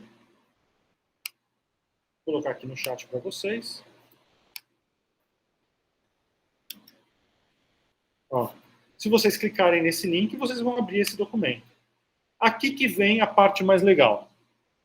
É exatamente aqui que vem a parte mais bacana. Reparem que se vocês clicarem no meu link, eu imagino que a maioria de vocês ainda não tem uma conta no Observable, mas se vocês clicarem no meu link, vocês vão poder alterar o meu código. Vocês vão pegar, entrar aqui em qualquer uma das células e vão mexer, colocar o que vocês quiserem nessa célula. Vocês vão poder alterar esse código. Detalhe, vocês não estão alterando o meu código. Se vocês fizerem modificações no código, vocês não estão alterando o meu código original. Vocês estão modificando uma versão de vocês do meu código. Então é como se você fizesse uma cópia automática para você do meu código, onde você pode modificar e experimentar com aquilo que já foi construído. Se você quiser, você pode manter essa cópia para você, é o que chama fork, fazer um fork do documento. Então você pode pegar a tua alteração e guardar no seu usuário, né? Você usou a base que eu deixei para vocês, mas vocês podem manter uma cópia com as alterações que vocês quiseram fazer. Ou você pode descartar esse documento, só quis fazer uns testes, ver algumas coisas, e beleza, pode descartar e ele não vai gravar isso no usuário de vocês. Então, o que é o tal do fork? O fork é você copiar para você uma versão sua daquele documento que você teve acesso. Então, você pode, em qualquer documento do Observable, de qualquer pessoa que tornou esse documento público, e você pode fazer uma cópia desse documento para você, para que você possa mexer, alterar, experimentar e por aí vai. Você faz o que você quiser com aquele documento e você não compromete o original, vamos colocar assim, né? Aquela versão original, que é do autor, que é minha, por exemplo, nesse caso, continua lá intocável. Agora, se eu mesmo, reparem, eu publiquei o meu documento, e aí eu vou começar a mexer no meu documento. Ó, vou tirar isso aqui, título, vou colocar XPTO, teste, vou fazer um monte de alteração aqui no meu documento. Reparem que se vocês clicarem de novo no link, se vocês clicarem no link que eu passei para vocês, vocês não vão ver o XPTO, vocês não vão ver esse teste, vocês não vão ver nenhuma das alterações que eu fiz no meu documento. Por quê? Porque eu estou fazendo um fork do meu próprio documento nesse momento. Quando eu publiquei, aquele documento que foi publicado é o documento que está público para todo mundo acessar. Aquele documento vai permanecer daquele jeito, ele não vai ser alterado.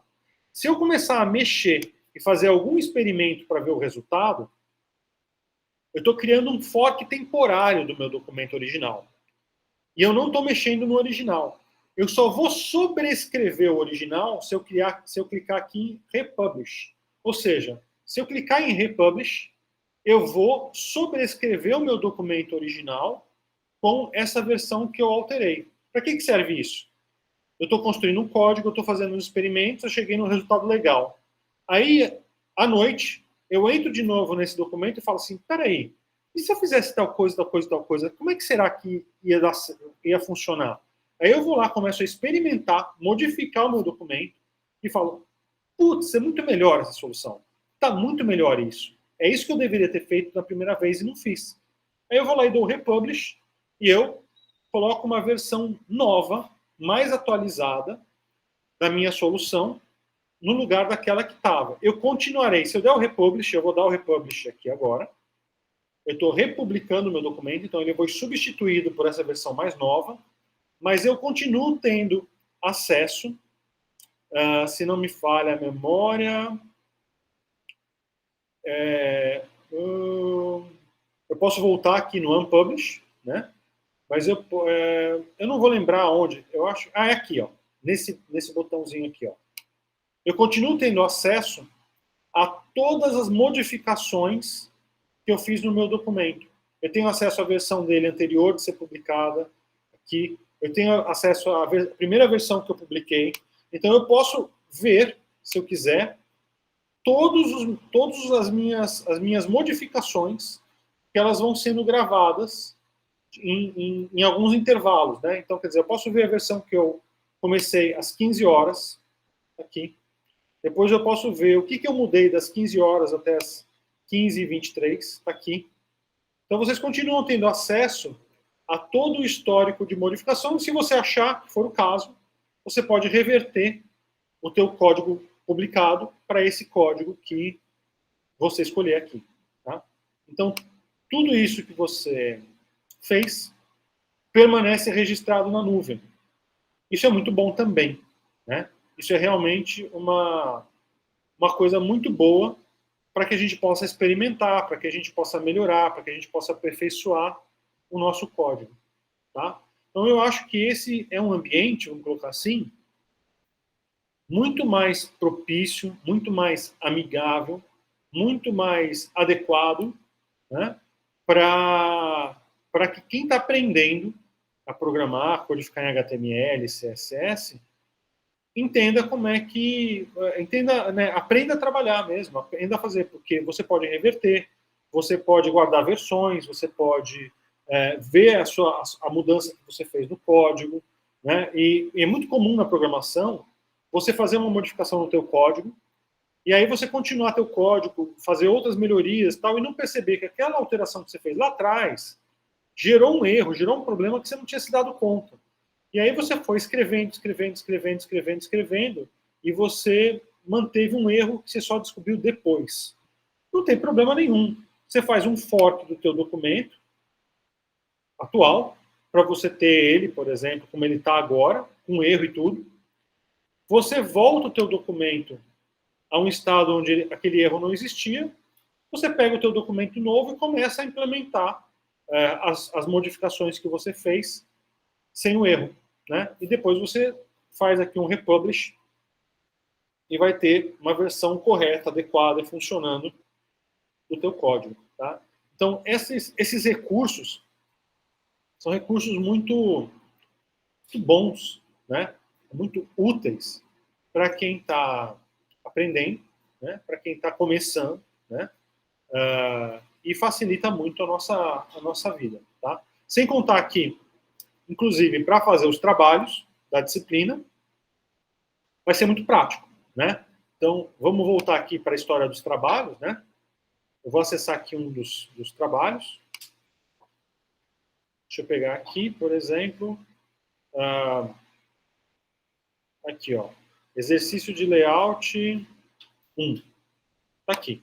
Então, o que a gente vai fazer nos exercícios dessa disciplina? Né?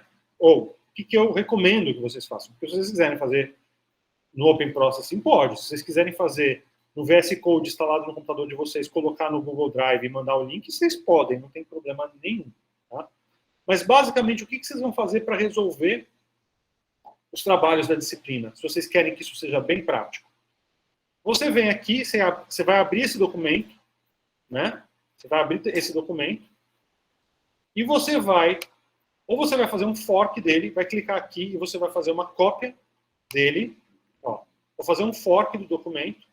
Esse não é mais o documento que está publicado, esse já é uma versão privada, minha, que não está publicada, uma cópia daquele documento. Então, eu posso fazer uma cópia desse documento aqui, né?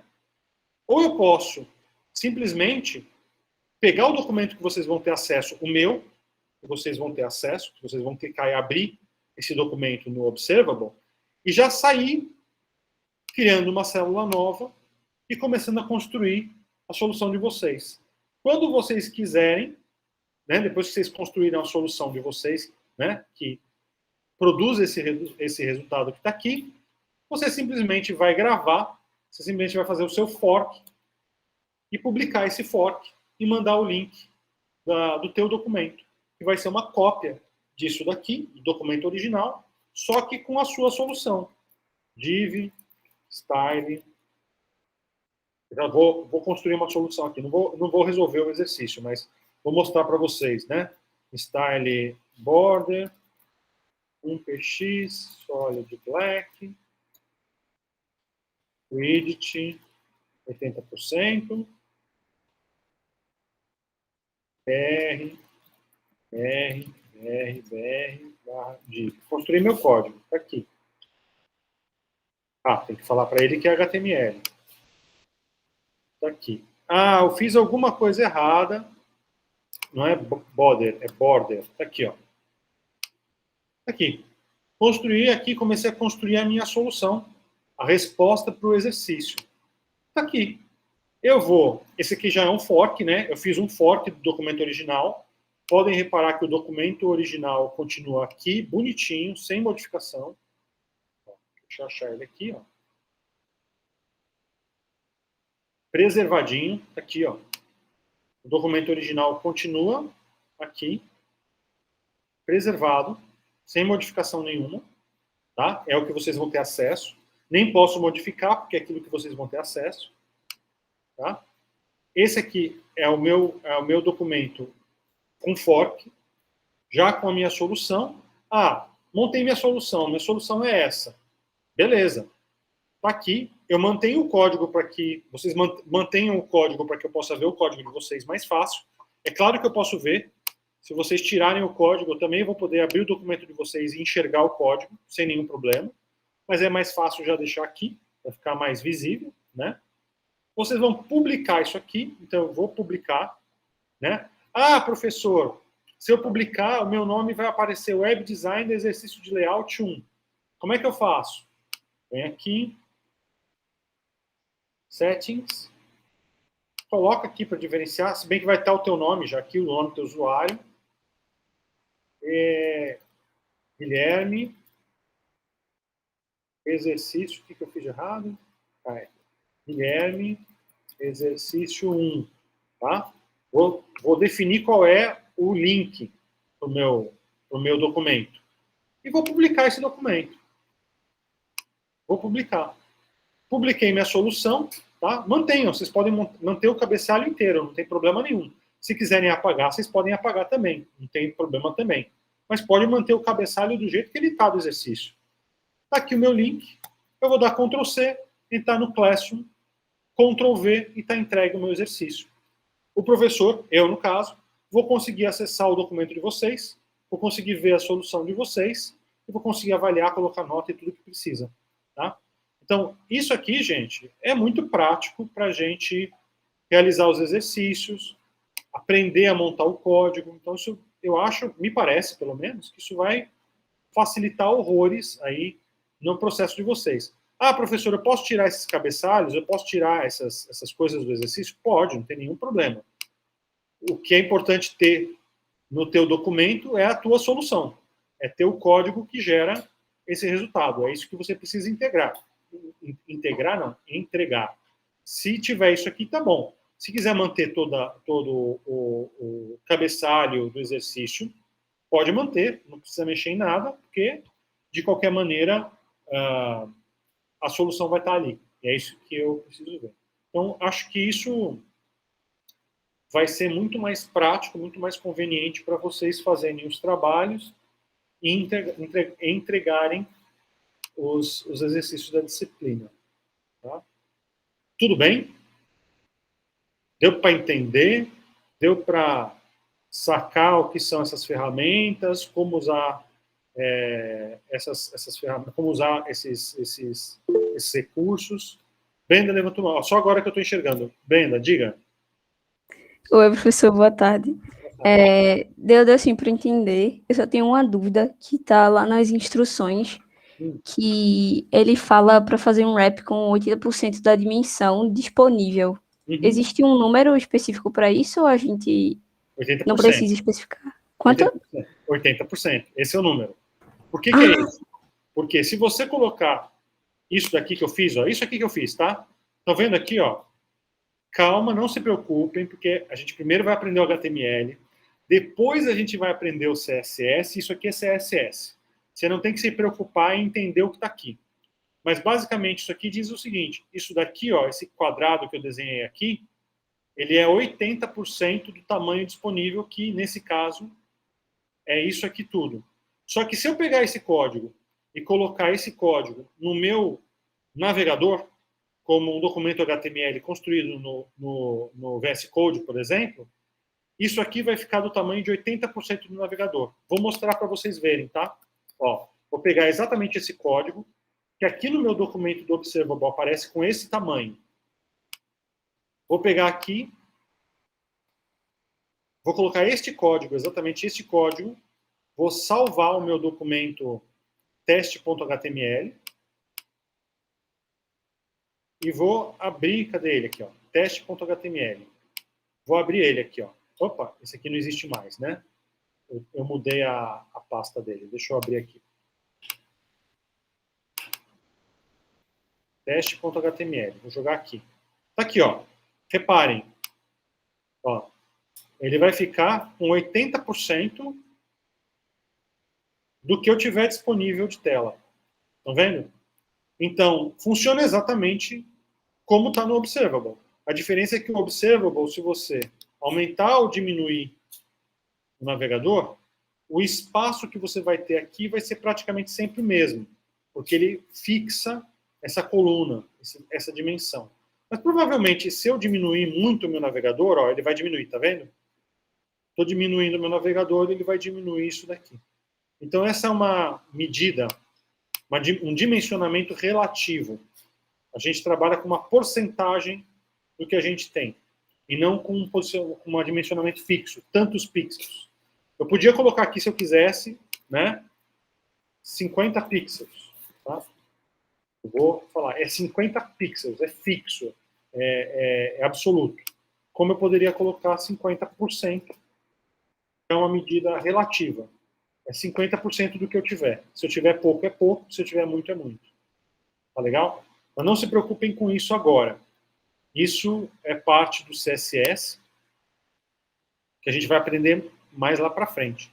Tá? E não se preocupem em tentar resolver os exercícios agora, porque, obviamente, vocês ainda não sabem nem HTML, muito menos CSS. Então, vocês só vão começar a resolver esses exercícios quando vocês entenderem o que são essas linguagens, essas instruções e essas coisas. Tá legal, Ben? Show de bola, professor. O senhor falou sobre essa questão dos exercícios. O primeiro exercício está para dia 1º de novembro, não é isso, certo? Para frente, exatamente. Tá certo. Tem bastante Obrigada. tempo, tá? Justamente por isso, porque primeiro a gente vai ter que ver os conteúdos, pelo menos um mínimo dos conteúdos, para que vocês possam começar a colocar isso em prática, construir esses códigos. Né? Não adianta querer fazer um exercício se você ainda não sabe o que é o CSS, como escrever. Não tem como resolver nenhuma coisa básica, como construir um quadrado na tela. Tá? Que não é exatamente um quadrado, só para ficar claro, mas para simplificar as questões. Tá? Depois vocês vão entender que isso não é exatamente um quadrado. Mas tudo bem. Deixa para quando a gente estudar o código HTML e o código CSS. Tá legal? Mais dúvida, gente? Mais alguma questão? Eu não estava com a tela, eu não estava vendo. Se alguém fez alguma pergunta, eu não vi.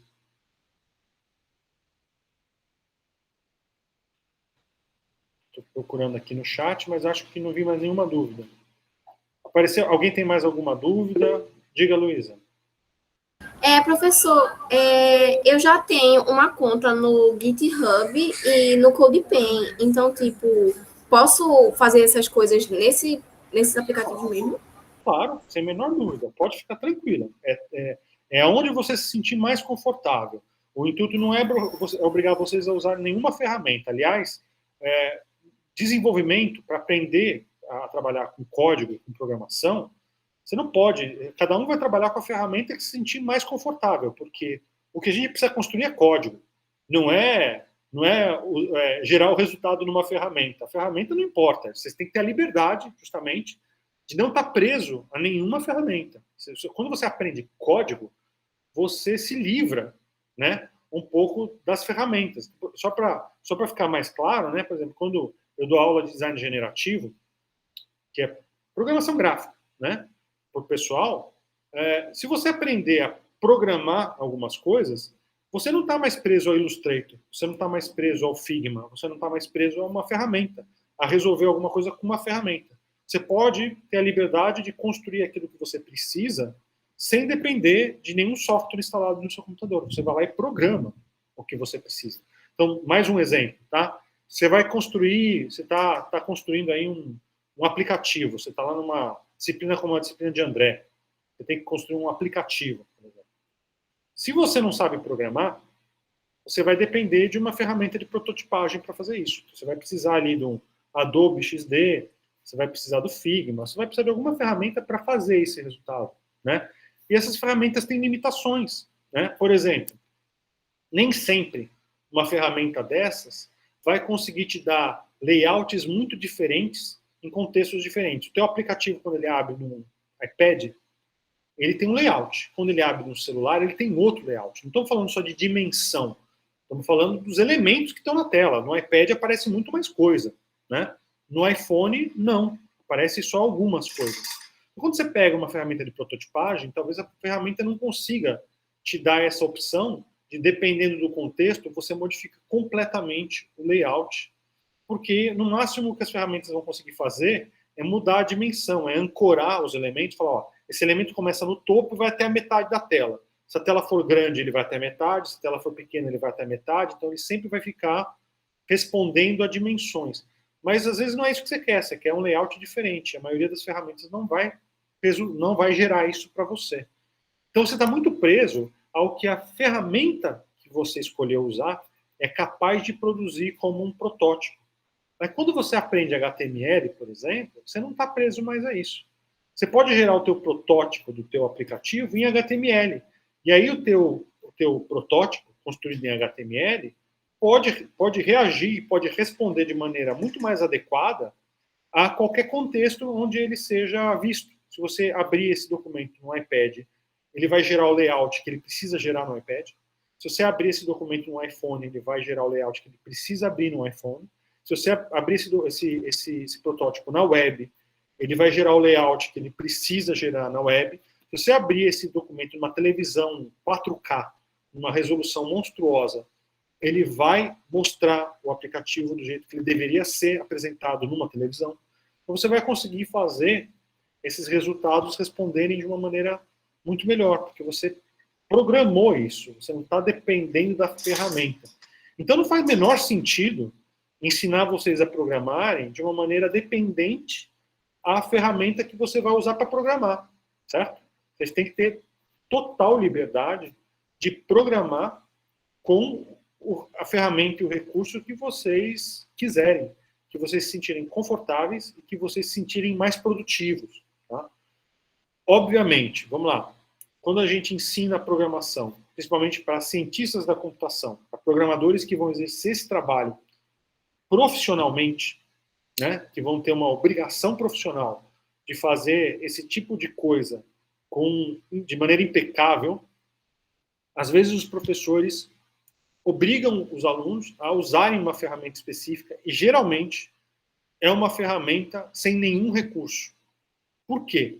Porque esses profissionais vão ter que programar e serem capazes de programar, mesmo quando não há nenhum apoio, não há nenhum code highlight, não há nenhuma ferramenta ali de organizar o código de uma maneira mais legível.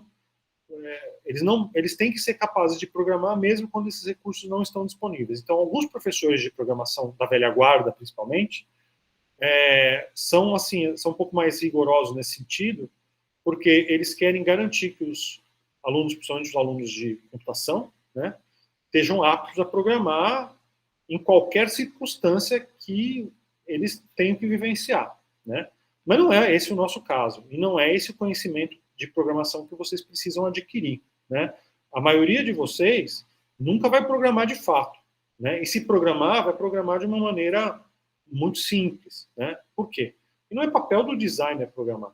Agora, se o designer souber programar, isso já é um avanço enorme, porque ele pode dialogar com o programador, porque ele pode ter trocas muito mais claras. Quando o programador fala, não dá para fazer isso, você fala, por quê? Porque esse elemento não vai entrar ali, vai dar conflito. Você fala, é óbvio, você vai enxergar a programação, você vai ver como a coisa está estruturada, você fala, realmente isso não tem como ser construído. Você não vai ficar refém do programador. Então, o grande intuito de vocês aprenderem a programar não é que vocês se tornem programadores profissionais. Vocês provavelmente vão trabalhar com programadores ao lado, né? Mas você já conseguir construir alguma coisa, elaborar alguma coisa e mostrar como que você quer que essa coisa seja através do próprio código, já vai facilitar enormemente o teu design. Porque você vai fazer um design que é capaz de ser, é possível de ser construído. Você sabe como constrói, você sabe do que você está fazendo, né? Não vai ser uma coisa que talvez possa, talvez não possa, você não vai ficar naquela situação meio sem saber se o que você está planejando, está configurando, vai ser aquilo mesmo, né? Você sabe o que está fazendo e você vai ser muito mais eficiente na hora de realmente projetar, que é a nossa função, é projetar, né? Você vai ter mais uma ferramenta para projetar. Mas entendam isso, gente, isso tem que ser muito claro para vocês. A nossa função, o nosso trabalho é projetar. Você pode usar programação para projetar. Você pode projetar com programação. Mas o nosso papel nunca vai ser o papel executivo, construir, né, de executar, né, o código. O nosso papel vai ser de configurar o que deve estar lá. Você pode configurar usando programação. É um adianto enorme, né? Já é um avanço bem grande e vai te dar uma flexibilidade que nenhuma ferramenta de prototipagem, por exemplo, vai permitir, né? Mas a gente deve se concentrar em ser bons em projetar, não em ser bons em executar, né? Existe uma diferença entre programar e executar, né? Executar um código. Então vamos lá, para que isso fique muito claro para vocês, é importante esse conceito. Um arquiteto, por exemplo, ele pode até ter tido experiência e saber como é que ele constrói uma viga de concreto armado. Ele pode ter ido numa obra, ele pode ter trabalhado junto com os pedreiros para construir uma viga, né, porque ele é curioso para entender como é que funciona isso. Um arquiteto precisa entender como uma viga de concreto armado ela é construída. Ele tem que saber o que é possível fazer com uma viga de concreto armado. Mas o papel do arquiteto nunca vai ser estar na obra injetando concreto, amarrando ferro e fazendo com que aquilo seja construído efetivamente. O papel do arquiteto é entender o que é possível fazer com esses materiais e configurar o edifício, a casa, o prédio, para que ele responda da melhor maneira possível para quem vai usar aquele prédio, para quem vai estar lá dentro daquela casa. É esse que é o papel dele. Ele pode saber construir, mas ele não vai, efetivamente construir. Já um engenheiro, cujo papel é garantir que a construção seja o melhor possível, a função do engenheiro não é projetar a casa ou o prédio. A função do engenheiro é construir o prédio, é construir a casa. Esse cara, é bom que ele saiba construir concreto, porque se ele estiver na obra e ele vê um pedreiro fazendo alguma coisa errada, ele vai lá e corrige. Ele vai lá e ele mesmo constrói, se precisar, né? Tem uma história muito curiosa de um arquiteto norte-americano, um dos maiores arquitetos norte-americanos, o Frank Lloyd Wright, que é responsável por uma obra de arquitetura, uma casa chamada Casa da Cascata. É uma casa que ela é construída em cima de uma cascata. A casa vai para a casa fica uma parte da casa fica para fora da cascata. Tem uma cascata, uma cachoeira pequena, né? e a casa se projeta para além da cachoeira. Então tem inclusive uma escadinha que você pode descer e colocar o pé ali no riozinho, na frente da cachoeira, e você tem a casa, né, a varanda da casa indo muito além da cachoeira. Então a casa ela fica voando em cima da cachoeira. Quando o Frank Lloyd Wright projetou essa casa e começou a construir essa casa, os pedreiros que estavam trabalhando na obra falaram assim, a gente não vai tirar as escoras, mas nem ferrando. Assim que a gente tirar essas escoras dessa varanda voando para cima da cascata, essa casa cai, né? O engenheiro da obra também falou assim, ó, eu não vou fazer, tô fora, né? O Frank Lloyd Wright, que era um arquiteto de uma outra época, que aprendia engenharia também, foi lá e falou assim, eu fiz esses cálculos, eu sei o que eu estou construindo. Então ele não estava apenas projetando, ele também era responsável pela construção. Eu sei o que eu estou fazendo. Ele foi lá, pegou um machado e começou a quebrar todas as escoras e a casa está lá até hoje, tranquila, sem nenhum problema, né? Por quê? Porque o Frank Lloyd Wright era um arquiteto, o papel dele era projetar, mas na época, a arquitetura também cabia ao arquiteto o trabalho construtivo, saber construir e ajudar a construir, se fosse o caso, né? Então eram outras épocas, era uma duplicidade de funções. E hoje em dia, como as construções são muito mais complexas e os espaços e os prédios tem coisas que não existiam há 60 anos atrás, né?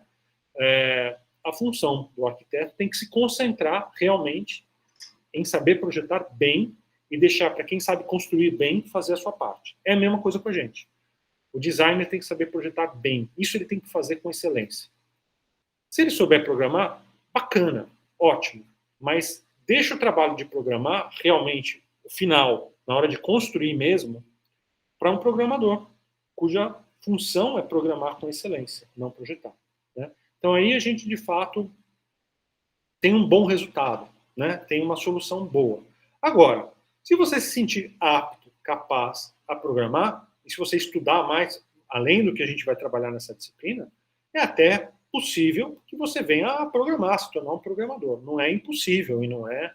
Mas veja, se você se tornar um programador, provavelmente você não vai trabalhar muito com design, né? Você vai ter que deixar o projetar um pouco de lado, porque não dá tempo de fazer tudo, né? É muito trabalho fazer tudo, tá legal? Então é um pouco isso. Entendam o que significa isso que eu estou chamando de executar.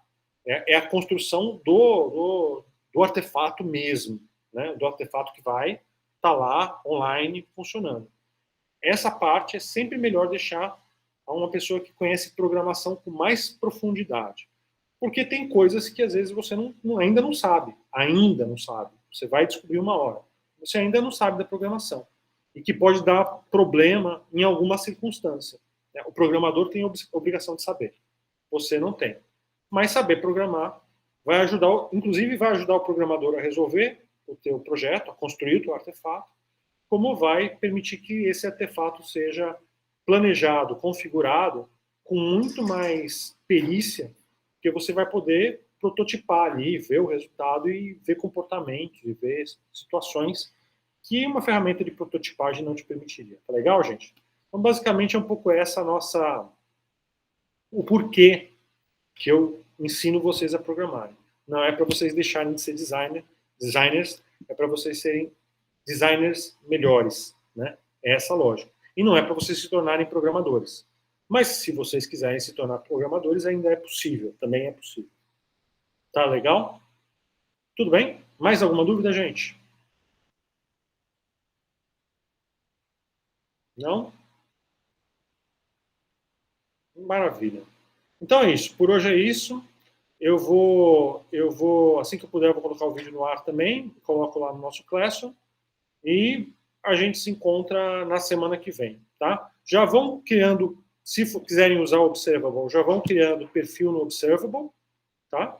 Se não quiserem usar outra ferramenta, instalem ou criem o perfil de vocês nas outras ferramentas. Fiquem à vontade para escolher o que vocês acham de melhor, tá? Não se prendam ao que eu acho melhor para vocês. Tomem as decisões por vocês mesmos, tá? E vão já dando uma olhada no nosso material para a gente já começar a ver o código HTML na semana que vem, tá bom? Então é isso, gente. Fiquem bem, fiquem todos com saúde e nos vemos terça que vem. Tchau, Professor. pessoal. Tchau, professor. Boa semana Tchau, pra todo mundo. professor. Tá, gente. Tchau. Tchau, tudo bem. Tchau, professor. Boa semana. Tchau, Tchau, tchau. professor. Obrigada.